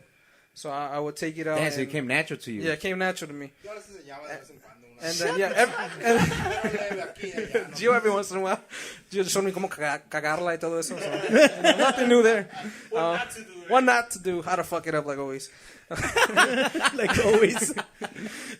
But, I mean, so that was there. And then my dad's like, look, if you want to join the group or you want to do something in the group, because it was between college or, job. And I was like, this sounds... I don't want to go back to Mexico, Dad. No way, Dad. Dad. Not even that. Like, We get you a fake meat guy. it was between going to school or like, since I want to take a break. My dad's like, look, I know you like the music, you want to do it. I already learned how to play a tuba, do all that, but Diego's there, so I'm not gonna be like, hey, get out, like, let me take over. No, because that's his spot. I have to respect that until the day comes that he doesn't want to play that no more. And he's like, you can take that over. I'll give you the throne or the the light. Would you recommend the road life or the musician life to young adults your age? I would recommend at my age. I think it's worth it. When you're young, how they started too. I think it's worth it. Go because you don't. When you're young, you're allowed to at least fuck up and make mistakes. Once you get older and you have kids or you're at the age of like you're like adulthood. 25 or older. Yeah, adulthood, like serious adulthood. Yeah. You got more bills. You got a house or rent and all that. Baby mama. Now it's responsibilities. If you mess up and shit like that. You can't do that. And I mean, even if it's like my dad said, or like they said, sometimes it could go good, sometimes it go bad, but you still get the experience of saying, you can go to all your friends and be like, I've been there. Or you going to Kentucky? But the good thing, you guys have your father's backup right now. You have your father's backup, you have your uncle's backup, and, I think it's worth it at a young age. Go do it. You could always take that gap year for school, college. So take that 1 year or 2 year to be like, I'm going to join a group. I want to go travel. Man, all I'm going to say is sometimes don't always do it for the money because sometimes, like I said, sometimes you could fuck up and sometimes you can't come back with something or you could. But I say do it for the experience. That's an experience you're never going to get. Not everybody gets to live and say, people came to see me. People. I think we have a new co-host. Man. I know. I like him. He's talking. I swear. Yeah. Nah, but like you don't get that experience. People don't like what he said. Local people. Some people don't even come to see you. People just come to hear you, just hear the noise you make. But I think in Mazizo, just being blessed to join a group that's already name known, people come to see you. I mean, in the TikToks, like I told him not too long ago, we went to go play in somewhere in Joliet, the Apollo or something nightclub or something, and there were these few girls and all that. They're like, Ricky, Ricardo. I'm over here. I'm looking at my dad. Hey, they're calling you. They're like, no, you. And I'm like, oh, shit. The baby. They're like, papi. But I mean, even that, like, now you're like, it's like, that's a good feeling. Like, they live. Now you're getting recognized. You get recognized and you're appreciated for the craft and everything. Yeah. And for that's what why you put them in. Yeah. And that's a great They got to go out there and do their job, kids. Go out there and get some fans. And that was one of my questions. Sorry to cut you, man. But these kids come programmed already, bro. Yeah, I like it. Like they're Ricardo's kids, man. Damn, Ricardo. I was going to ask that. What are you feeding these kids? Like, from what I heard in the other pod, when you were about his age and you started doing the whole music thing, like, how the hell did you communicate to all those people? Because for me, like, it fucking took me a while to talk on a mic and not get nervous and, like, like get those jitters out. Like, how the hell did it come to you then? And then another question, do you see any of these kids taking... Like, not taking your spot, but singing also with you. Because I noticed that after Chuy, there was no more second singer. Like, well, Diego también canta, but there was no other, like, guy up front, like, dancing with you. ¿Y Diego no canta o qué? Your pareja. No canta. Diego's a beast. I always said Diego's a beast. ¿Quién canta mejor, Faustino? Diego o Raúl? Look at this guy. He just wants controversy. Los dos tienen lo Nadie que... canta mejor, cada quien tiene su gusto. Los dos tienen lo suyo. No le hagan caso, él nomás está para andar ahí... No es cierto. Te iba a platicar otra historia de estos dos. Déjeme decirlo. Ok. Contesta, Ricardo. Ya mejor vete a sentar allá. Allá, siéntate ya. No, es que yo tenía una bonita historia, pero se la quiero Espérate, contar. deja que conteste Raúl, espérate. Go ahead, bro. Yo tenía una bonita historia. Espérate. Compadre, ya está borracho este güey. Tú que no estamos andas piola. A ver, cuéntale y vete a sentar. No, ya allá. no. Gracias a Dios. No, ya no. Contesta. Yeah, you lost me now. Pásame el perico, güey. What was the simple question? Oh, no, it was just like at your young age, you say, he's your son, right? No, he's not. He said Raúl Jr. Está borracho, but Está borracho, No, they're both his kids. Okay. No, I guess the familial thing, he kind of looks like me, they say. But, no, but like at his age, like how did that come to you? Like talking to a big crowd. No, bro? well, as far as, That no, shit's desde fucking- when we started, desde un principio, I think I always didn't have that fear. I always took in my mind, it was always like, dude, you got to go up there, you got to perform, you got to be entertainer. I think that's the biggest thing. I think even if you call yourself a singer, don't stop there. You're most of all an entertainer first and a singer second. Your job is to go out there and make people happy, make them smile, do whatever you can to leave them with some kind of experience. The singing part, that's what you do. Yeah. But it's not you're up there to get attention, to draw attention to the group. And like I said, even though you're nervous inside, but that nervous energy, try to put it into something good where it's performing. It's try to get a smile, try to people to dance, some way, somehow, try to leave some kind of impact on the escenario. Don't use it as wasted time. It's very, you get your 1 hour or 45 minutes, whatever you get, go up there and try to conquistar an audience, and that's kind of the most important thing. I did it at the first. I'm like the way he can't even talk Spanish right now. I was kind of in the same boat, 'cause the same thing. We're coming from high school, ain't nobody teaching us Spanish other than our parents. The only people that spoke Spanish to us eran mis papás. It was rough. Those first interviews in Mexico were rough. Like Selena novela, like the Selena interviews that were kind of, y like sabías lo básico, pero ya cuando era de like carrillas, you had no idea what they were saying, what they were going into. So it just basically say your name, that type of stuff. So that's kind of where the Chuy played his part. I was the singer, él se encargaba de hacer la plática en el escenario hasta que ya, we separated our ways, and that's when I took full control of having to talk and then having to sing and all that. That's kind of how that became. What was your routine before the stage? Like unos tragos or like no. Actually, he was never a drinker until now. I didn't. Era así, al 100%. No, I was young. No, nada. Nothing, no drugs. No drugs, no alcohol. It's just all like up there. Plain natural energy. It's always been like that from the beginning. I didn't start starting drinks till I was like 25 or something. Yeah. Like that, which when basically was the whole big time that we were in Mexico. I never touched any alcohol. Yeah, at that point. Here's another question. As singers, like these guys don't know about it because they're not saying that they're in the back, but like we get that freaking like the asshole customer. Siempre hay un vato que te dice lo que te vas a morir.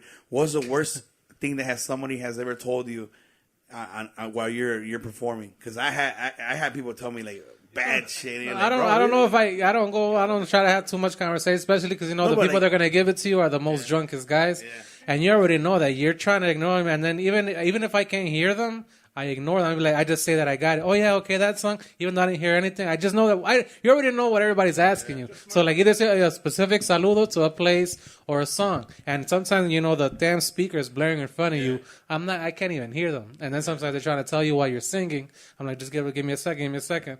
And then I'll hear them. I'll be like, you know what? No, okay. Even though I didn't hear the song, I'm like, yeah. Well, obviamente te mandan a la verga. They might tell you, váyate a la verga, no me tocan esta canción. I'm like, all right. Like a tip, obviously, a tip for you as a singer, like you say, that part as singers, that's the one thing we're here.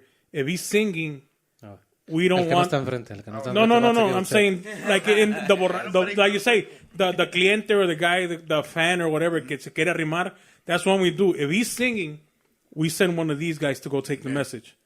Always, like, even if you're singing, don't let them bother you. You should have your guy, whoever's a trombone, whoever stands next to you. If you're doing your job, you don't take that guy's saludo or nothing. Send somebody else, the trombone player, and do it, and you stay back. ¿Sí me entiendes? Yeah. Unless you're not doing nothing que lo puedes atender, lo atiendes. But if you're here, let them be. Somebody else is not doing something at that moment can go here and hear qué saludo quiere, qué canción quiere, qué whatever. Okay, primo, ahorita se la echamos, boom, boom, and he'll leave. But if you're there and you're doing this, he's going to keep talking because you're not paying attention to him. ¿Sí me entiendes? So try to use that.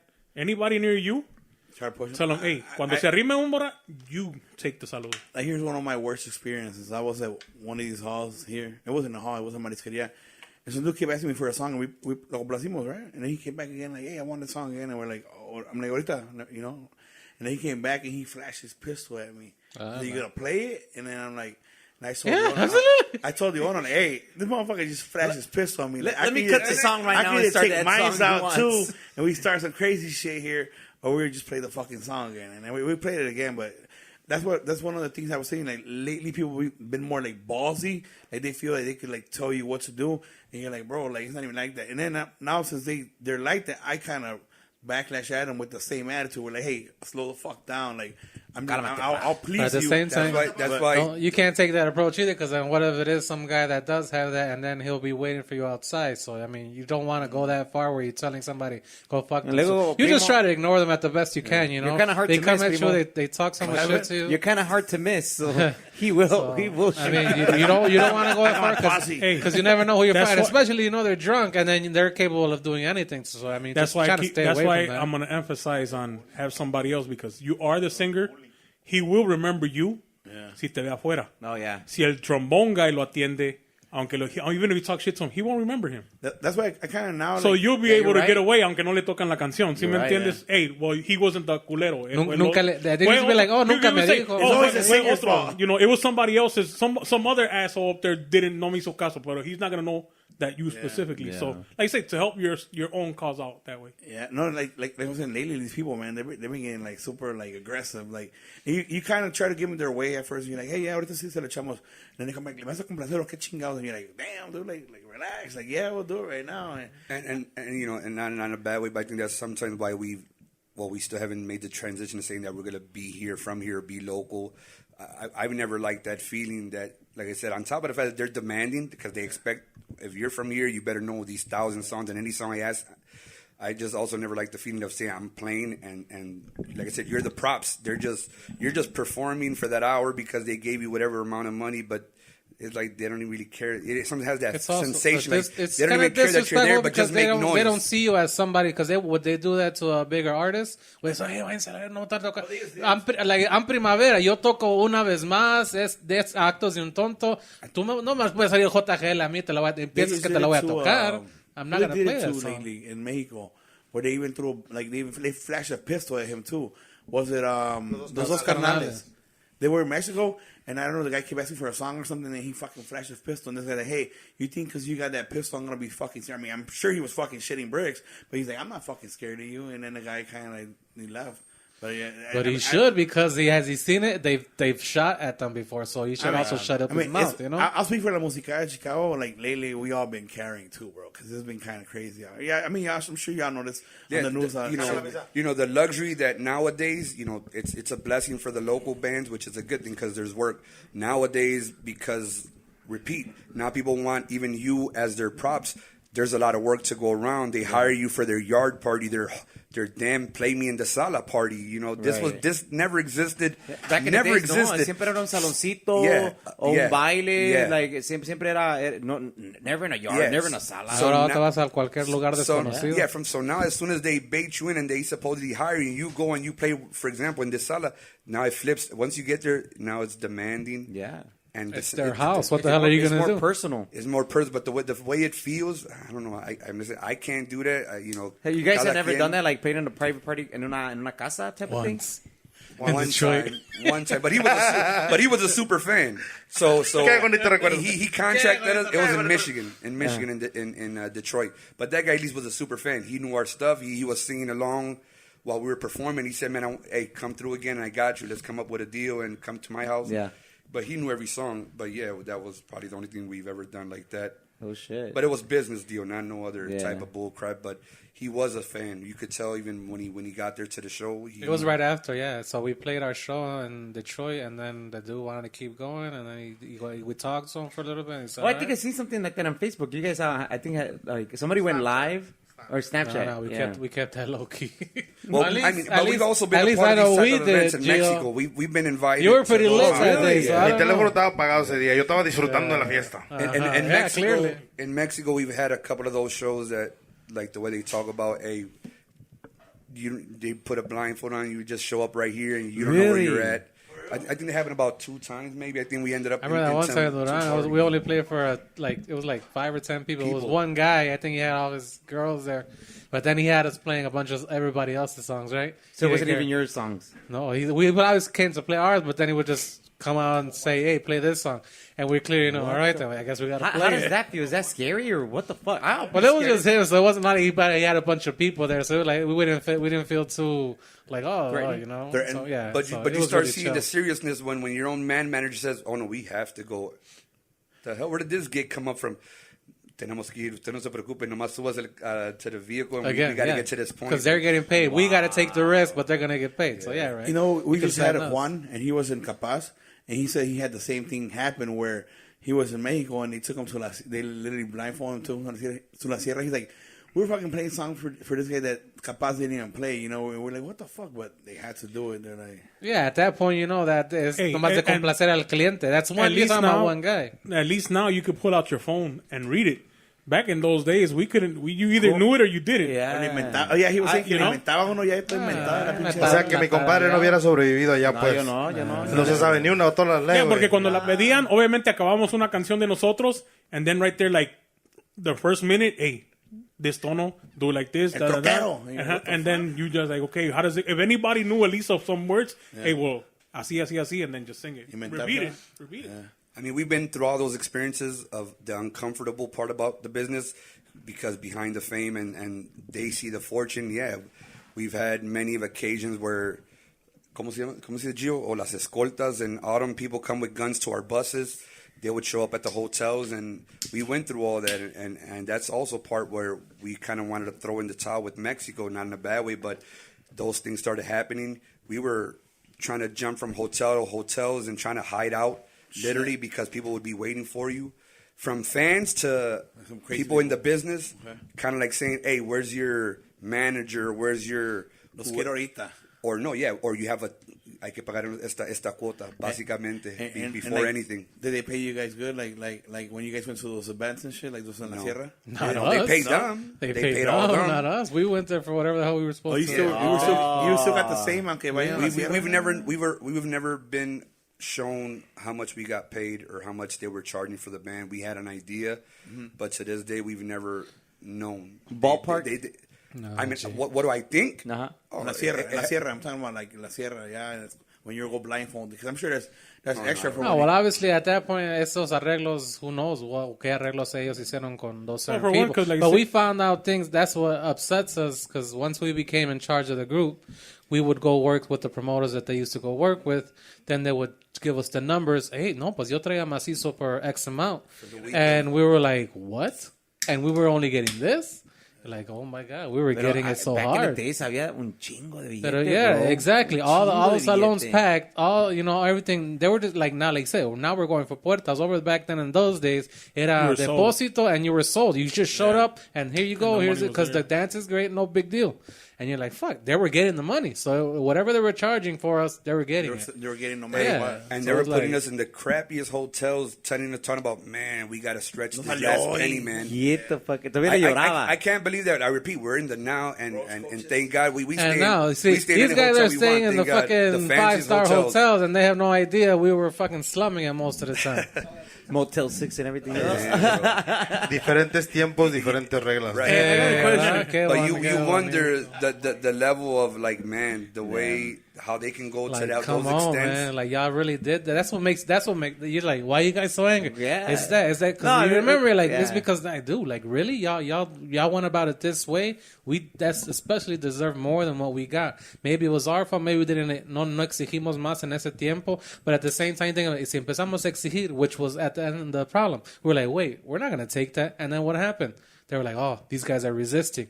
We got to go a separate way. And that's exactly what fucking happened. Because if we would have done that earlier, maybe the group would have had ended a little bit earlier than what it did. So that's the truth of it, too. And that's unfortunate, but that's how it works. See, if you're a person who resists the bigger man, he's trying to get rid of, like, fucking communist places. They kill those people. If you're you go against leaders and you're done. And they're like, you're a problem for us. Now we got to get rid of you. Yeah, like I told them before, the music game is a young man's game for that reason, because you can brainwash a young guy. Yeah.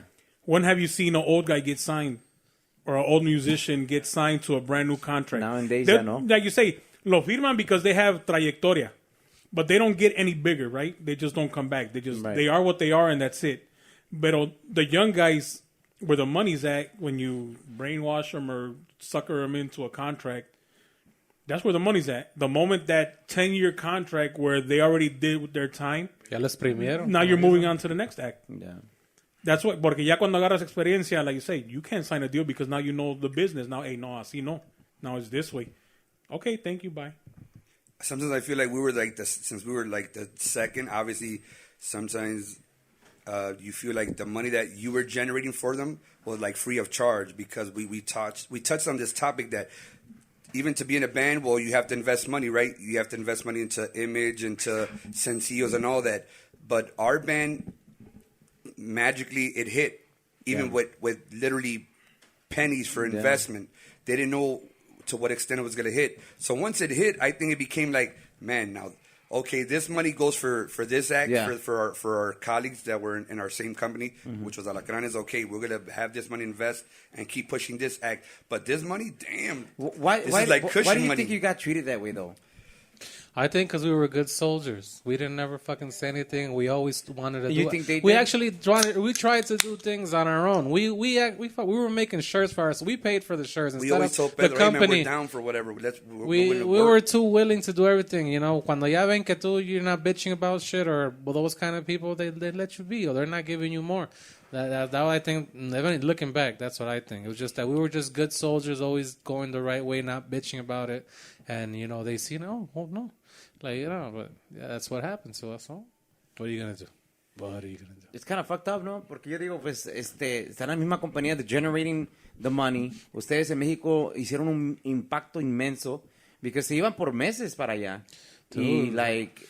Y, dude, los and that's eventos, another thing. like, We would see, like, a lot of the bands that were in that time, they were all just working in the United States. We were probably one of the, I don't know, idiots or smart or idiots, but whatever. We were doing it, and we were not bitching about it. Nos íbamos, we would work from October to, like, April in Mexico. We would come here for the summer to work on our CD, which was basically what we came here for. Hey, tiene que arreglar el nuevo disco. We would work on the CDs, arreglarlo, finish it, and then we go back to Mexico in October to April. And we did that for like from 2004 to 2010, like 6 years. Damn. So that's why we were always away. We was gone. And like I said, over there, which was stupid, right? Because we could have been working in the United States for just a weekend for 3 sets instead of fucking working like 7 sets in Mexico because we were playing in ferias, festivales, and that's an everyday radio thing. things. Yeah, those were during the week, and then you still had your regular weekend shows. So you were working like 3 times more over there, and for the same shit that just coming over here and playing your 3 sets on the weekend. But you know, I didn't touch on this topic, but you acknowledge one thing I want to clarify. You know, like in the business, Pedro had nuestros colegas alacranes, and like they say, that's kind of like your carta de representación. Like they would always tell us, well, be thankful that, you know, we have them and they're moving forward, so now we get to slide you in. So we give them that, just to be clear. We know we were slid in, but we also did something with that, and we put in our own work. Nothing was handed to us. Right. Nothing was handed. We put in the work, and in due time, we feel we took over. We took over, and with less investment, to put it that way. That was just more something natural that was happening between the music that we were making and the public that we were winning over, that every time we would come back around, the numbers would keep growing to the point where we had topped. By when 2008 hit, when the end of 2007 hit, to me, this is my point of view, right? I saw a big change that, hey, I think this is our time. That's why kind of I was real motivated when we did our following album that was called Por el Resto de Tu Vida. I want to really make that CD like go hard because I felt the change. It was our time. Is that the one? It was like our green time. And yellow, green Now we're with our like gray suit, like holding that. It's the blue and white one. The one that has Cuento de Hadas, the one that he likes. Yeah, that one. When I came back for that, I was motivated. I'm like, man, you know what? I think we're finally taking over. I'm seeing the public's reaction. We got to do a good ass album, and we got to like. That's it. It's time to reign. And I repeat, we put in the work. We were. They were the ones who headlined, and they went up front. but we put in the work. We took over, but that was part of the problem because everything that we got over there was more natural. But while they were keeping us too busy over there, dumb like every other colega in the business, they were rematando para acá. They were giving all the opportunities now. They were keeping us over there locked up, doing for them numbers, great for them. But these guys were nos estaban agarrando la delantera. Do you feel in a way that you were supporting them somehow? Well, they'll probably get mad if I say it like that. No, but that's how I felt. So I'm going to be clear. I'm probably wrong, but I had always that sensation. Like, hold on, we're bringing you all this goddamn. It has to be the exact same money because we're bringing the same numbers. But with us, you're not doing the investment thing. Don't kid nobody because we started learning the business by then. Those songs are just getting played on the radio by themselves. Yeah. We're packing those numbers just naturally. The people are coming out to support, like what you're seeing with Feedman. Whether you can stop it or not, right? Yeah. No money was invested. It just happened. And now it became like, that's it, a tornado. You can't stop what's going on. Right. They're hitting it. And enjoy your moment, or let's see how long it lasts. Hopefully it lasts forever. To me, that's what it kind of sounds like. Como que you guys were being used to generate and push the rest of the company while you guys were getting...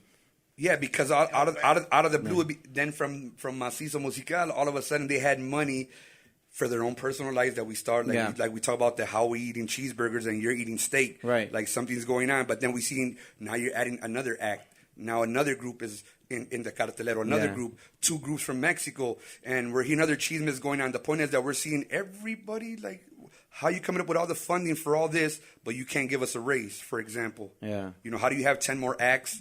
And I repeat, even your own personal things that whether a brand new car or this or that, but we want $100 more, and es que no sale.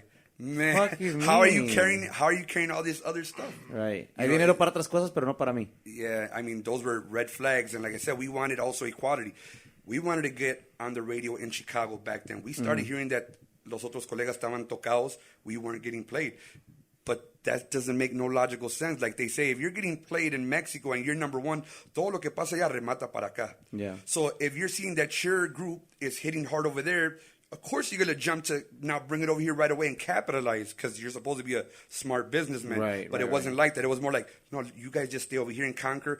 Let me bring my other colegas and let them conquer over here. And we were kept behind. Yeah. That's not a coincidence. Like I said, we never got played. Well, we got finally played after pushing a bit hard Chicago a couple of times. But Chicago, California, Florida, New York, the award shows, all that stuff.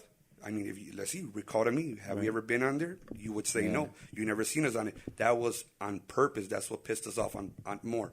Because if you give us that exposure, we might surpass them. And in some ways, well, they're kind of, I think they're family in their own way, even though I think all of them are family. But I don't know if that should matter or not. But the point is, it always had that sensation that dumb. Okay, I see. Maybe kind of like we were the guys that just came out of nowhere, but we feel deserving of this. Like we built this. No, you didn't build nothing because even this genre was built from probably even back then, like some people say, from Paraíso Tropical to other groups back in the hood, right? If we go more technical, right? But I feel sometimes they make it feel like, well, no, we began this, so yous don't deserve to reap the rewards. But that's unfair because, hold on, we put in honest work. Give us that much credit. Right. Nobody handed us that. We were there. You guys work hard, man. We worked hard. We were there, and actually we were worse. We were there 6 months at a time without seeing our family. At least they got the balance and reaped the rewards of both sides. We were putting in work, but also kept like okay, we'll give you only so much, but we don't want you to surpass that. My brother Diego said there becomes a conflict of interest. O aquí en verdad, or like you said, like the norteños, when you say que la fiera or que whatever, que estos grupos, well, they want you to be there, but I don't think nobody wants you to pass up Maquinaria or when it was Primavera. Primavera could only be the top dog or Rieleros, but no other norteños could pass them up. Yeah. But there's probably a whole lot that probably want their opportunity. Right. Arrolladora is the perfect example of Mazizo. That's how I see Arrolladora. Because during our time, Recodo, was the top dog. But what Jorge did for Arrolladora, he won that crowd over. We saw it with our own eyes. And then it became inevitable. Whether Recodo liked it or not, Arrolladora surpassed Recodo. And that's kind of like how we feel. Like, you did your thing. We respect you. You also played a part. And I think you also had your moment to be the top dog. But you know what? Somewhere along the way, I think what we were doing, we topped you. And that didn't play well. That did not play well. Here's one thing that I saw a lot of during those days, and I'm going to say it like it is. Like, I feel like back in those days, bro, like, a lot of the bands that were up there would try to keep, like, the up-and-comers down. Like we experienced it firsthand, me and him, when we were with Mazizo Musical, whatever it was called. Like, they would sign, like, the decent bands here and then keep you down there. And then what happened with us, because we experienced it firsthand, they would tell us, hey, give us what you got. So we'll record live our CD, right? And then next thing you know, you hear this band playing that same song with the same adornos, and you're like, what the fuck? And then they're telling you, oh, no, tú sigue grabando, make me CDs. And then you keep hearing those bands up there with the same fucking songs. You're like, hey, this is my shit. I'm giving you the pinche material. Now you're just keeping me that. And then they tell you, oh, al último, they're like, oh, you could go. Well, that's also part of that's also part of strategy. That still happens to this day. A lot of people sign you, but then they shelf you, like they say. But like that, they can have you under their control. Yeah. So it's unfortunate, this business. That's why we're going back to the basics. When you're out there performing, win over the crowd. That nobody has control of. Not the promoter, not that guy, not even the guy that probably didn't want to even let you in the door, because it still happens to us to this day. Yeah. Shit, es que ustedes tal vez no van a jalar. Then you come and you pack it. Oh shit, ese grupo sí jaló. Or the people that did come, whether it's fit, or you shut their mouths. Like, hey, you know what? Like, okay, me voy a tirar the gamble. Right. Boom, lo voy a hacer. Y llenaste. And then all of a sudden they're like, oh, no, pues que no sé qué. Well, puede salir una pinche tranza after that. Right. So you're like, no, pues me voy a llevar 100% de la puerta que like, no, motherfucker, that was not the fucking deal. We get that all the time. Now that all the deals always switch afterwards. Right. Or it doesn't matter. Even if it's a bus night and you have 100 people, like my brother said, win those 100 people over. At least that's the best thing you could do for yourself. Bet on yourself and win that audience over where nobody else has control of what the outcomes are. You have to try to do your best. So like that, even when everybody else wants to hate against you and wants to see you fail, well, la última palabra la tiene la audiencia. And if they show up and they're like, what the hell? Yeah. That's satisfying, man. And that's one good thing about las redes sociales, and then now artists actually putting their own music out there, like Chance the Rapper did. Like I think he's like one big example where he did his own thing, and I believe like he did his own label, right? Like he brought out his own music on Spotify and stuff like that, where he wasn't a signed artist. Like, I think that's one good thing about nowadays that we didn't have back then. Because back then you're like, hey, ¿a quién puedo llamarle para que me firme or whatever? Give me that chance to go record. Like, nowadays you could do your own thing and put your music out there. And then now that's when, like, TikTok comes in the game, and Facebook. Like, if you go viral on it, nobody could fucking stop that shit, Like, even if they wanted to, they couldn't. Like, I hear a lot of, like, more podcasts, right? So these podcasters we're talking about, like, now they're, like, way up there. They're, like, rated top 3, top 2 in Spotify. They're like, hey, man, we fucking invested in our own product, and at the end it pays out. Like, yeah, we were eating fucking just tajitos de a peso and shit, but, we invested, and now we're actually cashing in on our investment, on our work, and our hard investment. Like, they say, like, now you kind of control your own destiny, which is badass, man. For me, I feel like it's better than kind of when we started back in the day, where you kind of had to sell yourself for a couple of years, and then something that si le caías bien ese promotor or whoever it was, like it was a gamble, but I mean, I feel like now the younger guys won't really go through that struggle. Yeah, you're right. Actually, because mi compa Raúl is not the one recording all the recordings. Like, antes tenían que ir a pagar a un lugar, or like, obviously or ask the disquera, like, hey, when am I gonna go record? Yeah. So now it's staying in house, and it's like now you have full control of everything. Ya tienen control de las redes sociales, control de mis grabaciones, control de like cómo lo voy a distribuir, Bro, I heard your shit gets chopped up all the time, bro. Shut up. Bro, ask him, bro. What is it? Hey, so who's your best drummer, bro? So what's the plans of Mazizo for the next couple of months, or you got any new material coming out that you guys want to put out? Well, my brother, first of all, wants a couple of more vacation weekends. So Same. Gio needs some time off because he's a hardworking father now, and he wants to spend time with his That's some with his fake child. ass Gio right there, bro. He used to be fun when he used to drink. Sí sabías que te puedes divertir sin alcohol. I remember when I first came in. Sí, hay una diversión después del alcohol. I done videos of him throwing up. Really? Hey, send them in. Bro, no me da vergüenza, güey. Yo viví la vida al máximo. Yo ya me divertí lo que pude, güey. ¿Ya? A ustedes les falta mucho, güey, para llegar a un nivel. Llevar un nivel como el yo llegué. Les falta mucho. Yo ya la vida la viví al máximo. No, mira, como eso que está sufriendo Celso ahorita de ir al baño en cada 5 minutos, yo ya lo sufrí, güey. So yeah, you guys got any new recordings or? Well, yeah, you know, I repeat, since the pandemic and the situation that happened with them taking down all of our music, well, we had once again no choice but to hurry up and get moving. And since the TikTok started getting a little traction, we decided to go with that route. We've always called it las peticiones en TikTok. Cuando la gente guste, pues pida sus cancioncitas y tratamos de complacer. But now we decided to make that into an album. So we're going to be releasing that, hopefully probably by the end of this month coming up, October. So look out for that. We're going to be calling that el disco titulado Sin Límites. That also has its own meaning, Sin Límites, because we've always done things, we've pushed the boundaries. Is that going to be like more éxitos or more? No, that one's going to be the stuff that you've been hearing on TikTok, the song selections of the people that they kind of wanted to do. Yeah, like say that's what TikTok and social media does now. That's why todos los grupos ahorita ya every week lanzan rolas, porque they do them live. Aunque obviamente it takes production, right? Pero after that point, if it goes viral o un chingo de views, that's what they record. Entran a grabarlo. La gente ya te está pidiendo lo que quiere de ti. So it makes your job a little bit easier. But then de tanta cosa que piden, you can't do it all tampoco, you know? Yeah. So you even then, just because they ask for something, it still has to go with your style, something that's you, something that you like, pa que lo grabes and then you send it out. So that's making a little bit the job easier to pick song selections. But yeah, everything obviously done in-house, you know, trying, like I say, taking the time, learning the recording part of also something we never did. Like he's never done. He's learning, watching YouTube or lo que sea, lo que se requiera. It sounds legit, man. It sounds pretty good. It sounds like quality-wise compared to everybody else, obviously their studios, they have better equipment to a certain point, or even years and years, 30 years in the business of mixing, masterizing. But like I say, sooner or later, it's going to get there, you know? Yeah.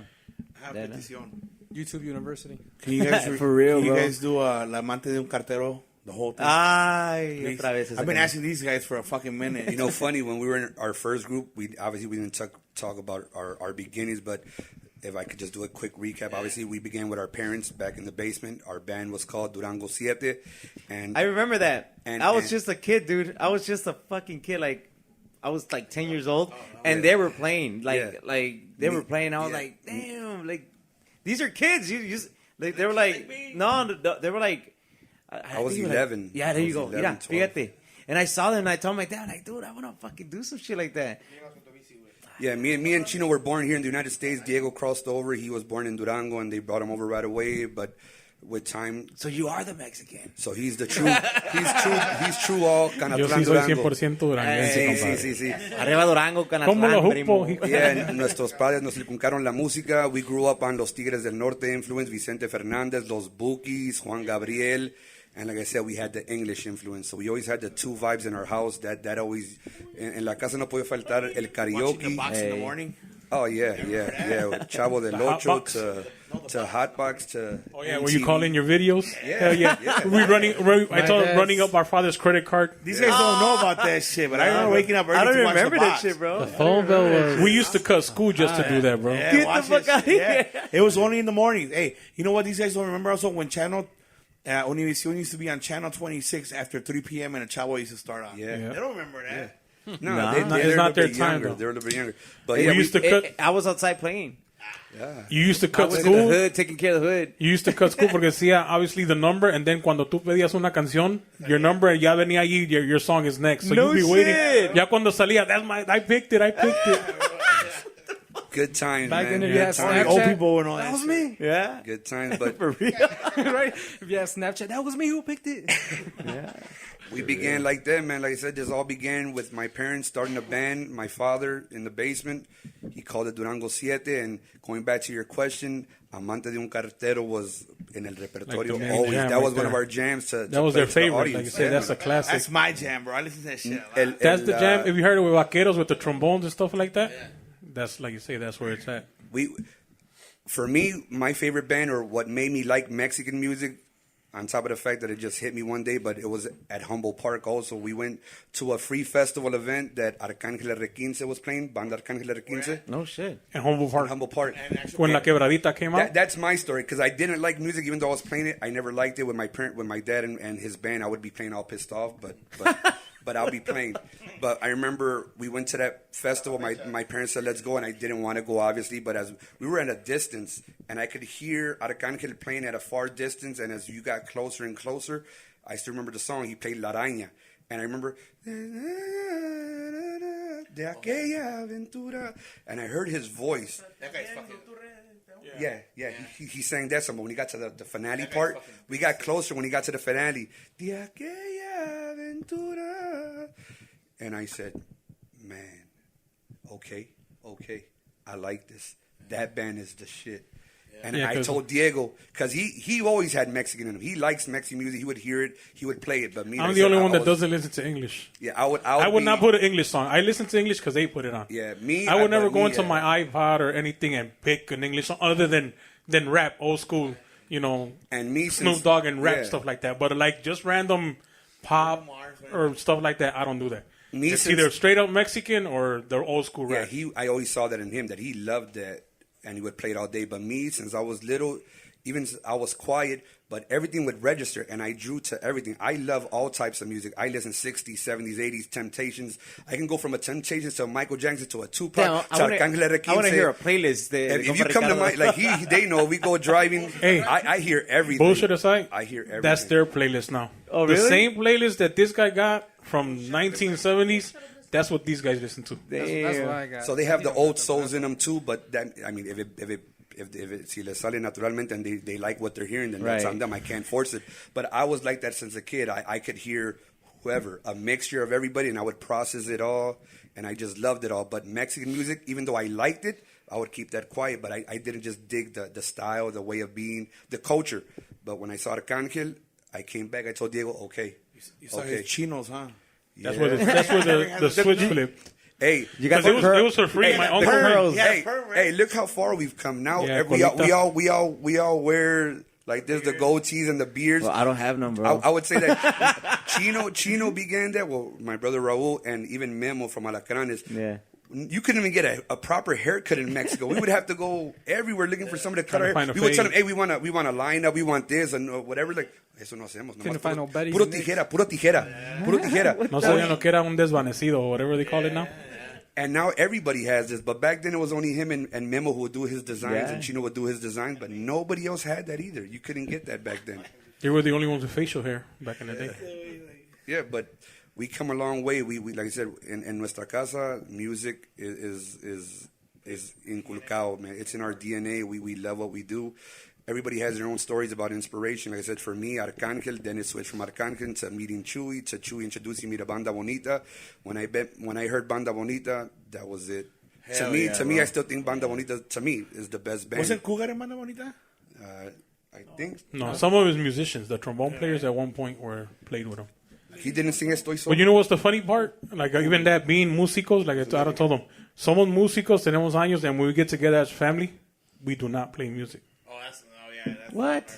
Unless my dad wants to, like, jam out on the sax, because my dad plays the sax. You know, he learned the sax. He likes it. So, play a couple songs on the keyboard. I wants to entertain him. Yeah. But as a family, like you see, we have two saxes, singer, keyboard, tuba.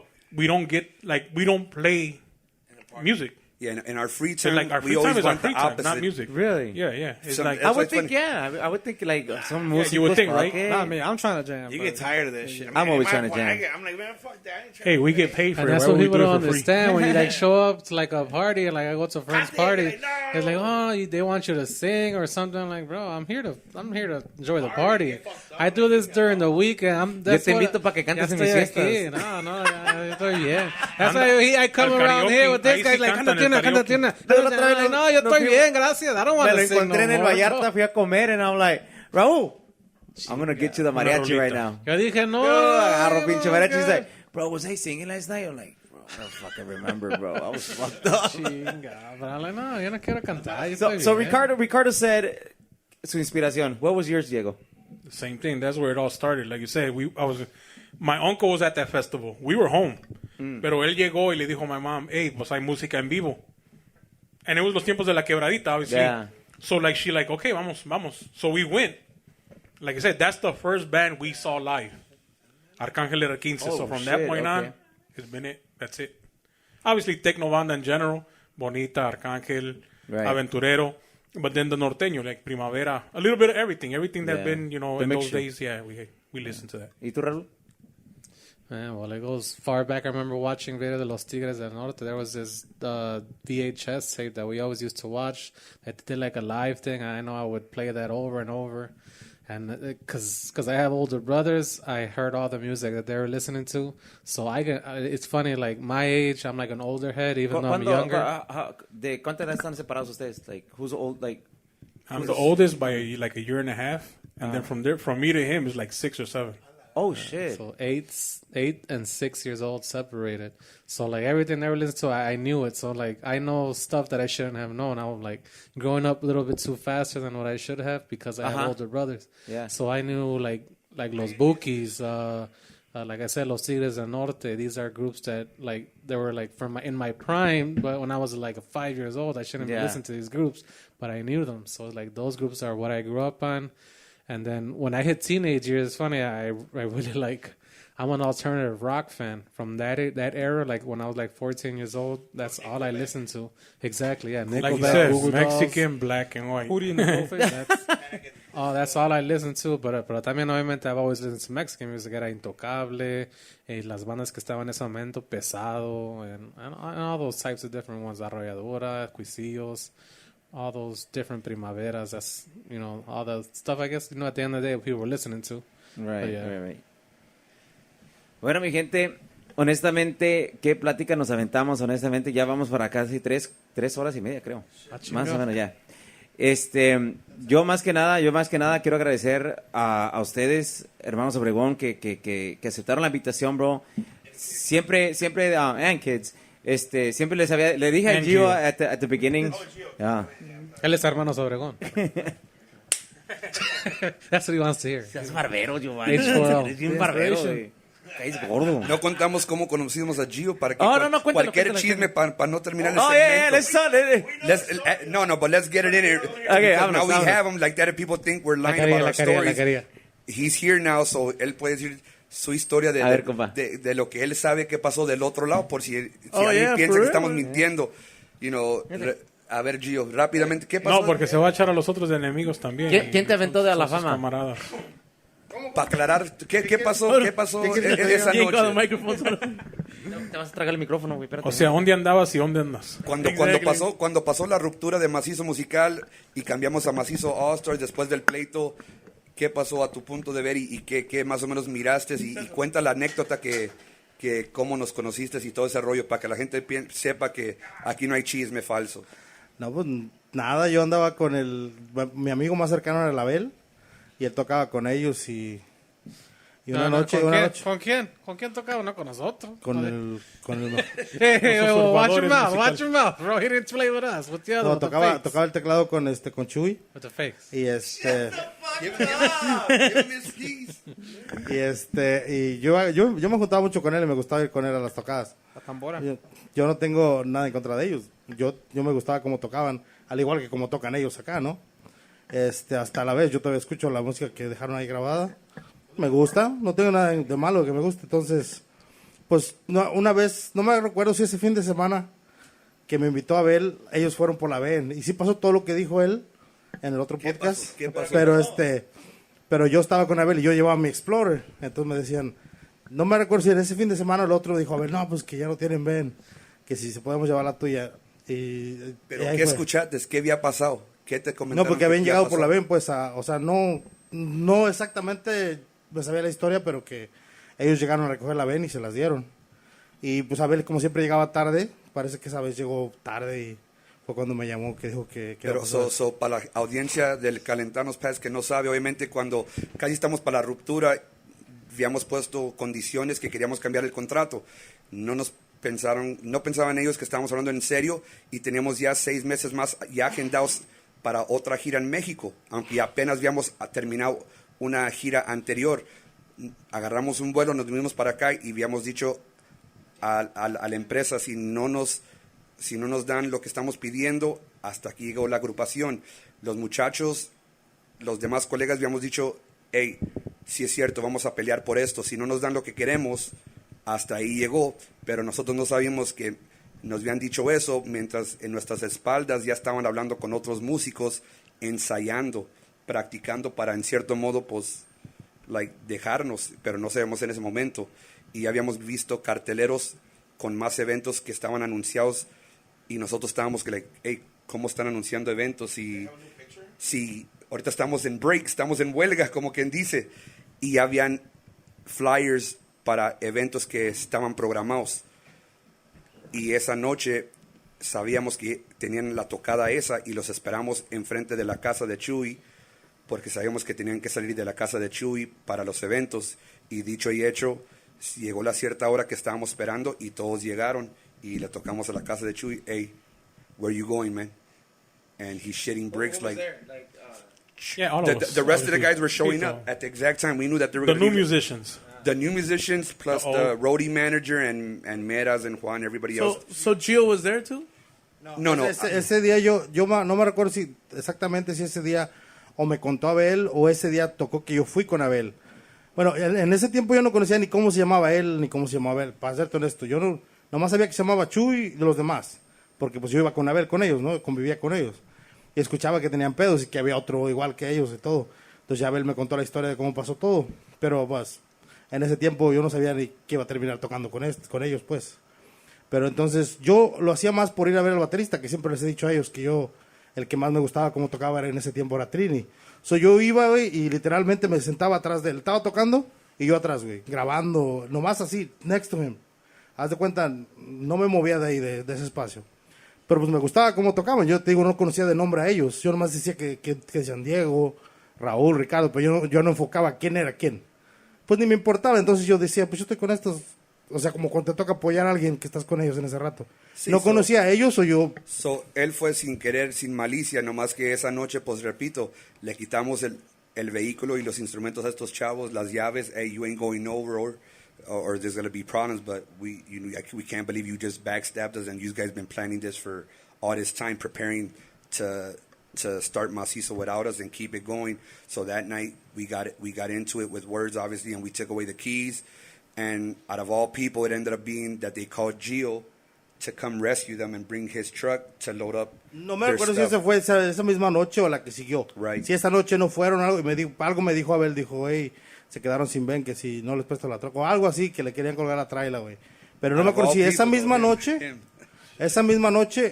o la que siguió, o la de 2 semanas, pero anduvieron, porque le quitaron obviamente la Ben, no sé si la consiguieron de volada otro día. Y luego fast forward, cuando se presta el momento de buscando un baterista y viene el Piggy, saludos para el compa Piggy, que todavía se ha portado bien con nosotros.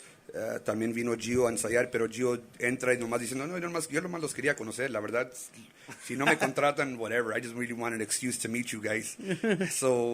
But he comes back into our life, so he's the same guy that helped the other Mazizo load up because they lost the vehicle, and he's the guy that's now here. But like we said, in all honesty, all bullshit aside, he's been loyal, and that's what. Y con ellos la verdad. Well, he says bullshit on the side. He don't even know how to say that. He calls it bullshit on the side instead of all bullshit. Yo todavía aside. me llevo con todos ellos.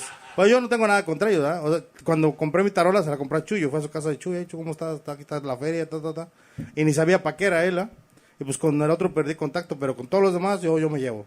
A lo mejor hasta por eso ellos volvieron a hablar con Mera, porque yo todavía sigo en contacto con Mera siempre como amigos, o sea que yo no le debía nada, ni tenía que darle explicaciones ni a ellos ni a los otros, porque pues al último era yo en medio, a mí me valía madre que pasaba, yo no sabía nada de eso. Y otra historia, güey, me acuerdo que cuando todavía no se separaban, yo me cortaba el pelo en el Very Next de la Fullerton, güey. Y una vez me encontré, güey, cortándose el pelo a Ricardo ahí. Y estaba Ricardo. Y yo, güey, le dice, ¿ya te toca? Le digo, no, ahorita voy. Y me quedaba viendo, güey, dije, sí, eso no es, güey. O sea, porque sí los conocía de vista, pero no sabía que... Y no estaba seguro. Y luego era como un viernes, creo. Y me lo encontré en la Very Next, le estaban haciendo la barba y yo estaba sentado ahí y dije, pero sí, eso no es. Y me quedé un chingo de tiempo, güey. O sea, y me quedé con la duda de preguntarle. Quería ir a preguntarle, hey, ¿qué onda? Tú eres el que toca con Mazizo, sí, pero no tuve, y sí parece que te conté esa historia. que era un polaco el que te cortaba el pelo, un árabe. Pero esa vez hasta me decía, ya te toca. No, que siga otro, yo aquí me espero. Dije, yo así con la duda. Como que quería decirle, hey, güey, ¿qué onda? Pero al último no, ya no dije, se fue. Sí caen las estrellas. Y chistoso, and just to close out, obviously, funny, like we just talked about the business. A lot of people made business decisions. Some people just made the decision to say, we're on this team because it was beneficial. And we know a lot of people talk shit and they think that they knew their version or they thought they knew the truth and who they should back up. But like we said, fast forward, if you know any better, the truth came out and like I said, we began the band. We're the real, we're the truth. There's no other way around that, and we respect what they did at their time. But I'm just saying we were heartbroken and real pissed off that, we got backstabbed, and it's a shame because I feel, like I said, we were now at the top and we had it all there to win. And all it took was just to stay united. If we would have just stayed united, I mean, we never know where we don't know where this goes, but we know we were there. It was there for us. So that part's the only part that's a shame because we don't know what could have been. But we did something good while it was there. Like I said, we had good camaraderie. We don't want to get the story twisted. Everything about our journey was always good. We all got along. It was everything about to the moment of the business side when it got real tense and we felt we deserved more. Unfortunately, obviously the business, the same thing with Gio. He dice, él puede comprobarlo. Siempre hemos sido los mismos. And even with you guys, obviously the friendship. A lo mejor no somos fiesteros. We don't do the party scene or drinking scene and all that. Well, how are we? We never get a weekend off. Bro, dile. But I mean, en el aspecto de eso, like you say, no por conveniencia ni porque tú toques en un grupo, porque like say, oh, let me go with my boy, I get in for free. Cositas así que obviamente that's probably normal here.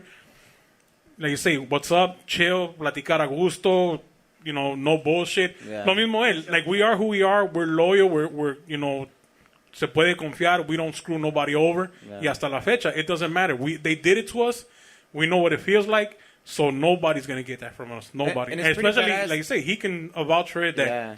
Siendo músico aquí from the outside, and all you other, anybody else, lo que es. Yeah. Si hay, si no hay, no hay. Yeah. Y el deal es el deal, aunque nos cargue la chingada. And it's pretty badass now that you guys are trying to expose this because, like, si hay mucha chingadera que pasa behind the business, bro.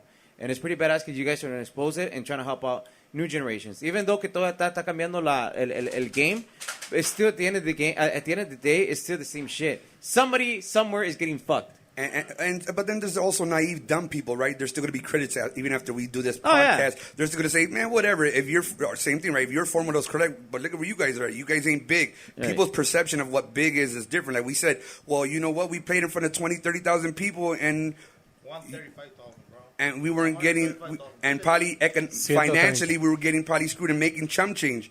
And now if I tell you I'm bringing in 200 people, but I'm doing great. Right. Money-wise, your money's how's straight. that possible? Yeah. So that's what we're trying to give you tips. Don't be fooled by the illusion parts. Be smart about the business sense of this. Yes. There's a lot of dynamics. Obviously, if there's better numbers, but you know you're a part of that, you have something to gain, then there's profit for everybody. But we're trying to give you tips from both standpoints and what to look out for. But like I said, we have Gio here so we could stare at him face to face, or you guys and say, hey, no, we're not just saying it. If he has something to say, he can speak his mind on anything. On anything. No le tenga miedo, Ricardo. Yeah. Una BMW del 85. He could have it, but he was living his best life. You heard him. He said it earlier that he was living his best life. So it costs to live that best life. Pericazo, compadre. Pero, yeah, man. Like I said, we appreciate that you guys had us on your podcast. Yeah. Also, we want to show support to you guys. Keep doing what you're doing. From a musical standpoint too, we're also fans of what you guys do. Trust me, you guys are great musicians. We know what you guys are about since we were young kids too. So keep it up. We aight. They're good for the trombone.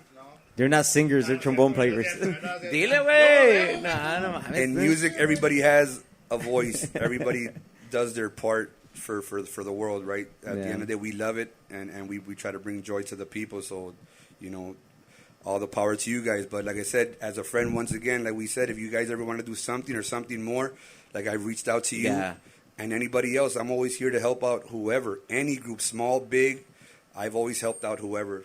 That's pretty badass, and I have experience on that one. Like, I reached out to you. We both reached out to each other. Like, fuck it, vamos a tratar de hacer algo. Unfortunately, my band casi no me apoyaba. Pero, like, fuck it, you know. Pero de ahí para allá, bro, como te digo, te doy las gracias, bro, por venir. Los hermanos, the kids now, you know, the new generation. Congrats, bro. Like, you guys are fucking, like, tienen los mejores maestros, bro, to be honest. Because to me, bueno, yo empecé a cantar, uno de mis maestros, I always called him out. And I'm like, hey, bro, ayúdame, what's going on here? A veces me lo traigo en mi ensayo, I'm like, hey, what's going on with me? He's like, hey, aquí te falta esto. And I still, to this day, I bring him to my fucking practice and I tell him, hey, can you criticize me? And he's going to be super honest with me. And that's what I appreciate. Y es por eso que tengo la amistad con él la que tengo, bro. Pero ustedes también, bro, like, you know, like, gracias por darnos esas lecciones now. You guys lived it. You guys are living it. Y, dude, bro, sigan echando ganas, bro. Like, no se desanimen. Aquí estamos nosotros, like, friends fucking apoyando, bro. Yeah, man, like I said, we're going to go out on our terms. That much we'll tell you guys, you know, we're here. We're gonna give it while we still have health, hopefully, and hay las ganas. The day we walk, it's going to be on our terms. That's all we wanted at the end. Since the breakup, there was a moment there we could have just thrown in the towel, but that competitive side. And a lot of people would have given up, bro. Yeah, a lot of people. I'm telling you, it was hard, super hard, but the competitiveness side came out in us, and we weren't going to give up on our dream, what was ours. But we always said that when we did walk, at least let it be on our terms. That's all we really wanted. And actually, now we're here 12 years more, and now going on 20. We might have to throw an anniversary dance. We should. We've never thrown an anniversary dance all this time. Look at that. Other people throw anniversaries, great. We never thrown one. Because it's still the mentality thing. Yeah. We just care about the music, not about trying to like draw attention for the bro. wrong reason. You gotta do it in Chicago. We might have to set up the 20. We all down. We called up the other guys, and we called up the Jonathans of the world, and el compa Trini. Yeah. Los originales, pues. So that means you're not gonna play El compa Tony. No, and even for an anniversary, maybe it's not a big dance for the people. It could be a private event for 100 people. For us. Yeah, it's something cool para convivir. Mira, tenemos la banda Potrillo, tenemos a Sasteño y la Deriva. No, por eso. Y para cerrar la noche. Eso sí es que no cambias de grupo en unos 2 meses. And yeah, that was about what the following, you know, the plans were. Yeah. The Disco Sin Límites, let me get that in there one more time. That's coming out pretty soon, probably in October. All platforms. In all the platforms, the TikTok peticiones. So muchas gracias a la raza que nos ha apoyado. Shout out all your social media. Él se lo sabe todo. A ver, compa Diego, Raúl. Raúl. Pues Ya está pedito, Raúl. Obviamente toda la social media, como pedito. estamos como Mazizo Denle Musical, la mayoría Mazizo Musical. Maybe just the TikTok is Mazizo Musical 1, because somebody, once again, they go and they run right away and register stuff. Nomás para tenerlo. So, obviously, Mazizo Musical, TikTok, Facebook, Snapchat, LinkedIn, Twitter. You guys got YouTube as well, right? Everything. YouTube, sí, ya estamos ahí, obviamente. PlayStation, Spotify, Xbox. Apple Music. Y sí, pues esperen mucha música para toda la raza. Obviamente la entrevista casi fue mayoría en inglés. Hopefully your fans understand. Y si no, para otra venimos y la hacemos puro en español. Así seguimos. Pero gracias. Aquí de las dos, you know, pero gracias por la invitación, obviamente, al Calentano Podcast. Aquí, pues yo no sé si entiende inglés, güey, pero... Gio didn't understand half the conversation. Like 12 years ago. Ya tiene 20 años y nunca aprende. Cálmese. Wow. So viene ese disco de Sin Límites, titulado Sin Límites, de la inspiración del TikTok. Viene el disco de éxitos, donde viene la rola que te encanta a ti, Misa. So, eso también viene, eso por la misma razón, como nos habían bajado la música, pero también la gente lo estaba pidiendo. So, viene próximamente un disco de éxitos, volumen 1. You guys record Hoy? I think that's Hoy is the name of it, right? We might surprise you. I mean, that's my favorite. That was my favorite song to hear and to play. The trombone part was pretty badass. That's my favorite song. We were listening to it on the way over here. That's a badass song. When I was with I thought it was Pepa. That's the one you put on my... no, that's his kids. I found my old YouTube channel. It's there, like, where I have all the... We went to Carolina. We were there with a Lamento show in... I forgot. Graciela Beltran, because I still have that picture. She didn't look the same. Yeah. Alive. Well, we're gonna be doing the Disco de Éxitos, Volumen 1. Obviously, there's a lot of songs to pick from, but we're gonna start off with the ones that we kind of think resaltaron más, que la gente lo ha pedido tanto en los eventos en vivo. So, prepárense para el Disco de Éxitos. Aparte, vamos a tratar de hacerles videos a ciertas canciones que pues siempre hemos sentido que la gente lo había pedido o que se hubieran prestado para haberles hecho su video. So hay varias canciones, hay varios, un disco de rancheras también. We have already songs that we already have right there. Amante de un cartero, what? Which one do you want? Which one? Amante de un cartero, what? It's not there, but maybe we'll put it in. You know? There you go. The bonus track. I think we The did. bonus I think we track. did do it. It's there. It's one. It's in our- If it's in our it's list. not in it though, it was in one of the lists because we It was in our obviously we list. made It a was in list our of list. all those That's songs. a and then- jam, bro. That's fucking So there's 3 things coming out. Like I said, disco titulado del TikTok Sin Límites, el disco de éxitos, disco de rancheras, and then hopefully, like I said, they don't want to do, but I want to do English. Pero if not, then we'll probably just do now. Start doing inéditas. Sometimes another topic, right? People talk writes about, in the ¿por qué band?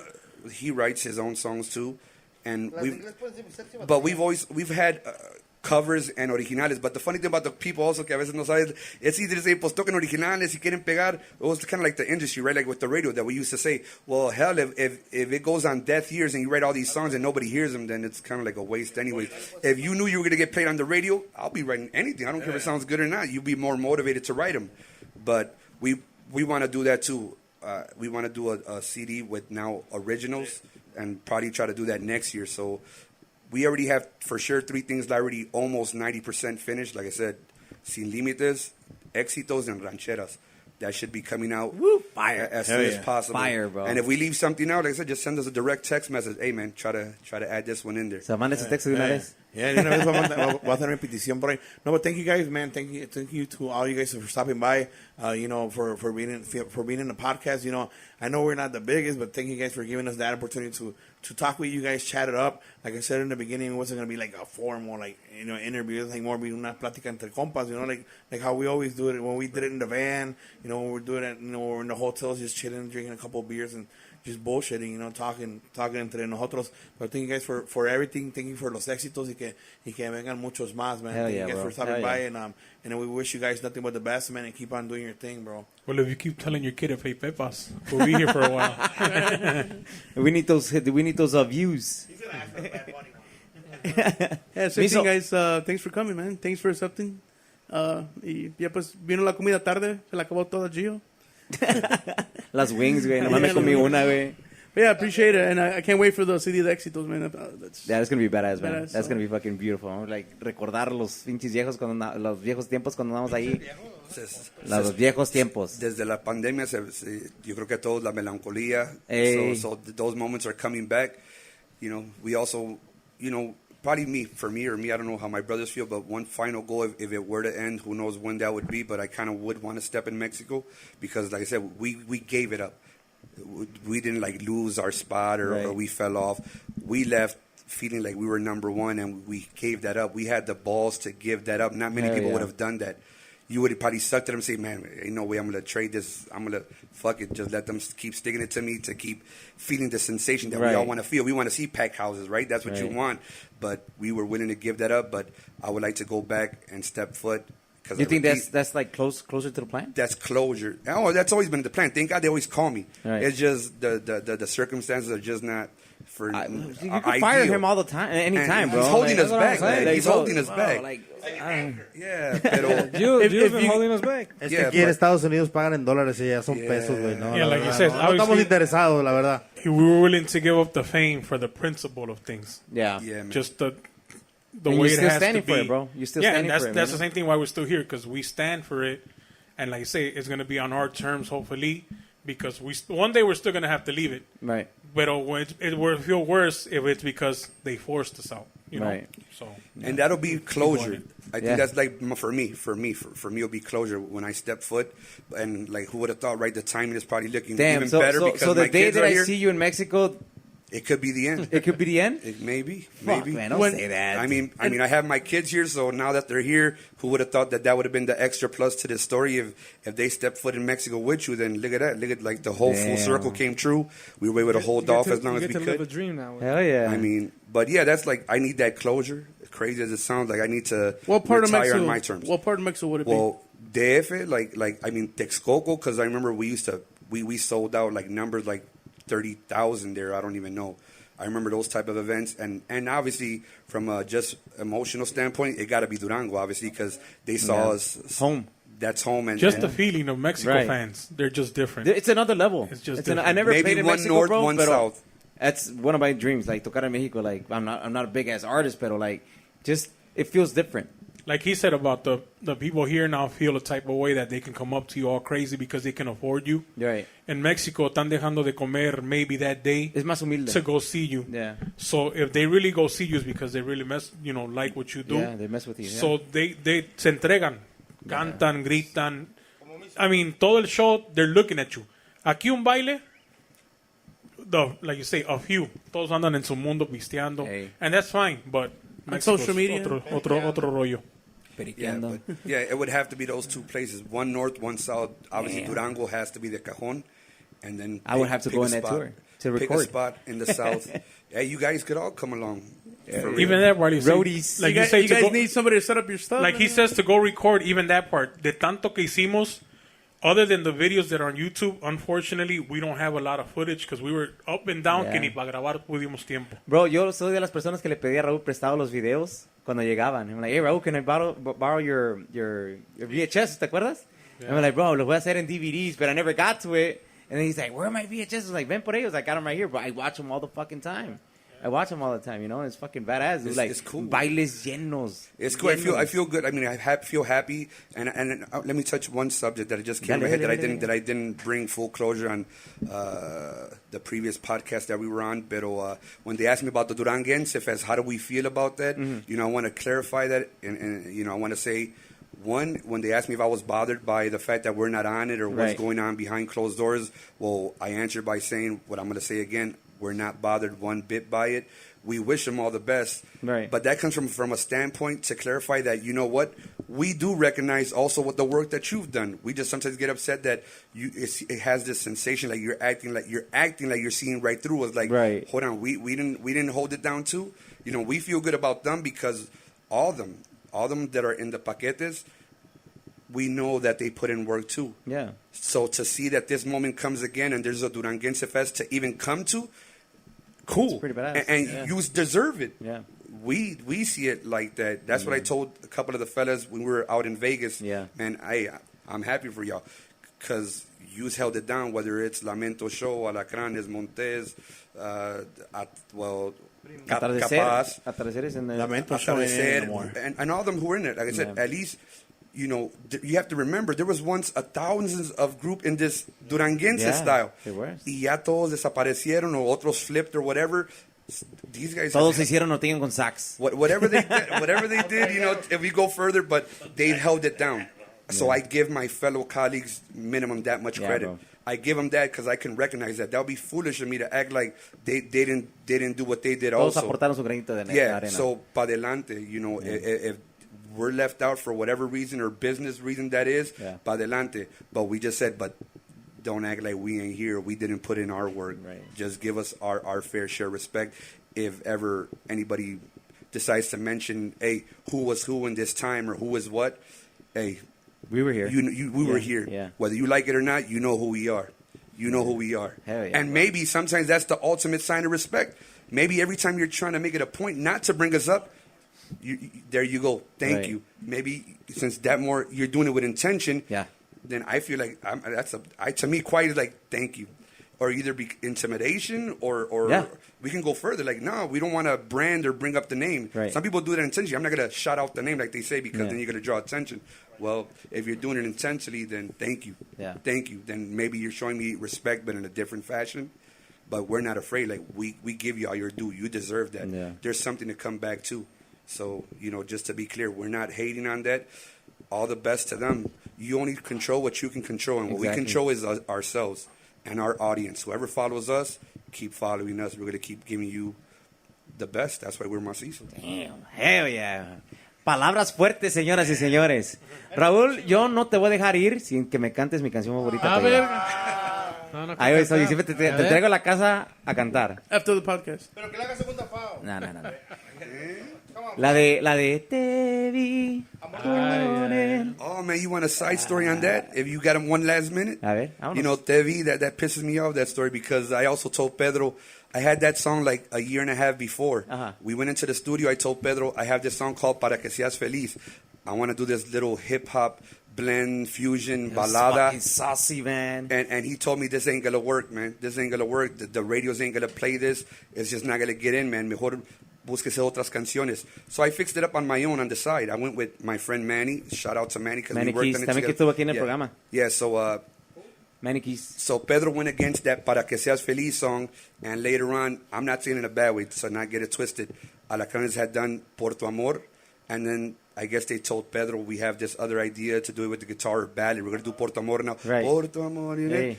And when I heard that song, I was happy for them. Yeah. I was pissed off at Pedro because I told Pedro... You tried to do that first. What did I tell you? I told you I had this idea. Just like when he said about the auto-tune, the quiero ser and all that, I did that first than anybody. Throw that idea. The bass part, I did that first. No shit. And anything, a lot of things that y'all think I heard, whether I took it, because remember the hip hop side comes out of me. Yeah. So playing with these, even if those The little Tupac touches, came out of you.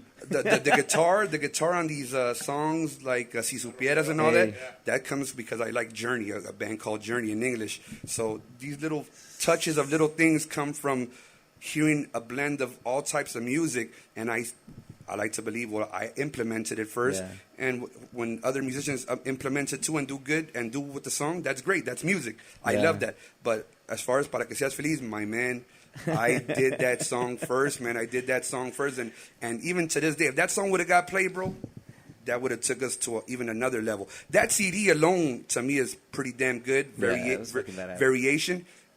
That would have took us, catapulted us to another level. That's why I was so motivated to get that CD to sound real good and get the right songs picked out when I put that CD together. But Para que seas feliz, that one hurts me, man. I told Pedro but I repeat, for them, let's push it and let's invest. Pero la mía, ahí se quedó sentada. He never even turned in the video that we did for the damn I know. song, I saw it through a video that you took of a video. You're like, you want to see the video? I'm like, dude, I love that song. He's like, you want to see the video? He shelved that. And then the way I saw it was through a video that someone took from a video. And he's like, look at it. Yeah, like, our boy DJ Wish came out, and I think he ended up getting a copy, or Mera ended up getting a copy instead of us. But that video was never released to us. That video was never released to us. No, they sent like the link to a thing to check the preview because the guy was working on like final edits. So he showed it to us, and I think we seen it too, but it was on the link. He was smart enough to record it. He recorded it off the computer, so that's the only way he had it. So he recorded off that, and that's the only way we had that video. Yeah. Other than that, like I said, they never put out that song Like if that would, because it was going back to the same thing, the issues, and then they put out the other song with this guy, with Chuy, Que Si Eres Tú. And they didn't. We did that video, but for whatever reason, again, it would have given it a whole new twist to the Duranguense because it would have been the first song that wasn't sounding like the Duranguense traditional beat. Dun, dun, dun. So right away, if you're already getting played and you present them, maybe they would have been iffy. But if they would have just tried it, maybe it would have did something. Yeah, maybe, you don't never know. That's the if. ¿Pero la vas a cantar, sí o no? Ya te la canté, ¿no? Un chico de veces, on some drunk shit. Al oído. Leo le llamaba, I'm like, hey, I need you to sing me a song, bro. You got to take the keyboard out. We did a three-way when this guy was in the hospital with COVID. This guy told me, hey, quiere que te cantes la de Te Vi. Y me la hizo cantarla in his fucking bed. I didn't know that. Wow. No, se había recuperado ya. Yeah, he was on the other side. And let me touch on that topic. Like I said, obviously, it's great to see you, as always, but it's great to know that, obviously, you got through that battle, man. Obviously, for a lot of people that obviously their lives have been taken, but to see you here, man, and you're still doing what you're doing, man, we're happy. We're very happy about that, too, man. But I didn't know that story about the TV. I didn't know about that. I did call him, and I was like, I want to hear my nigga, bro. Oh, bro, that's my boy. Before I die, I need to hear this guy. Just in case it comes back. Just in case I get it again. No, a mí me llamó porque a mí era el único que me llamaba casi, nomás a mí. Y luego le dije... Aclarando nomás. Sí. No, porque él tenía un chingo de llamadas, obviamente, ¿no? Bueno, yo también, pero... Pero nomás a ti te contestó. Pero a mí me llamaba y dice, hey, güey. Dice, le digo, güey, Raúl está pregunta y pregunta por ti. Porque sí preguntaba a Raúl, aunque se ve que no lo quiere, pero sí. Se preguntaba, ¿no? Le digo, decía, güey, la neta, ya creo que ya la libré. Y yo, pues, triste, güey, pues lo mirabas así, se miraba mal, güey. Y dice, quiero pedirte un paro, güey. Dice, llámala a Raúl Tri, güey. Dice, le digo, ¿pero para qué, güey? Yo pensé que lo quería saludar. Y Raúl, le digo, hey, ¿qué estás haciendo? Ya Raúl como se metió a su cuarto o algo. Dice, ¿qué pasó? Le digo, pues Celso, que quiero hablar contigo. Y ya cuando lo vio pues casi no le gusta cantar así a capela ni nada. Y ya dice, oye, cántame una canción. Y ya como que entre yo y Raúl, como aguantando el llanto, como que bien. Yo viendo a Raúl cantar y viendo a bien contento, pues como que sí, aquí como que shit. Y Ya le empezó a cantar así, pero también como que le temblaba la voz al güey cuando le estaba cantando. No me acuerdo si era esa canción, si era esa o era otra. Siempre la pido esa. Sí, ni para qué. Pero que te la cante ahorita otra vez. ¿Se lo vas a ¿Ya cantar? de una vez? Ya, de una vez. Ah, chale, pues. Dele en la Yo mesa. la sé, tengo 15 años que no. Le hubieras dado un heads up para que calentara. No tengo Está el teclado. teclado. No sirve. Ni qué tono. Te vi con él y recordé aquellos momentos del ayer. Lo sé muy bien que nuestro amor no ha sido un fuego que ya jamás has de volver. Hell yeah, compa Raúl. Thank you guys for coming out. My God, dude, I had a great time with you guys, man. Y hopefully, vengamos otra vez a echar otra charla, you know, a part 2 maybe, just to talk shit, talk bullshit, you know. Part 2 after 4 Yeah, hours. you know. Todavía quieren más. Bro, no, dude. Who doesn't like gossip, bro? And you guys tienen un chingo, bro. Y Tienen un Ricardo chingo. comes with it, you know. No, I love Ricardo, like, he dominates this shit, like, vino a dominar. And I like that shit, bro. So, señores, con esto no decimos adiós, sino hasta pronto. Nosotros somos Los Calentanos Podcast. I was gonna say Mazizo. Macizo, number Number one. one.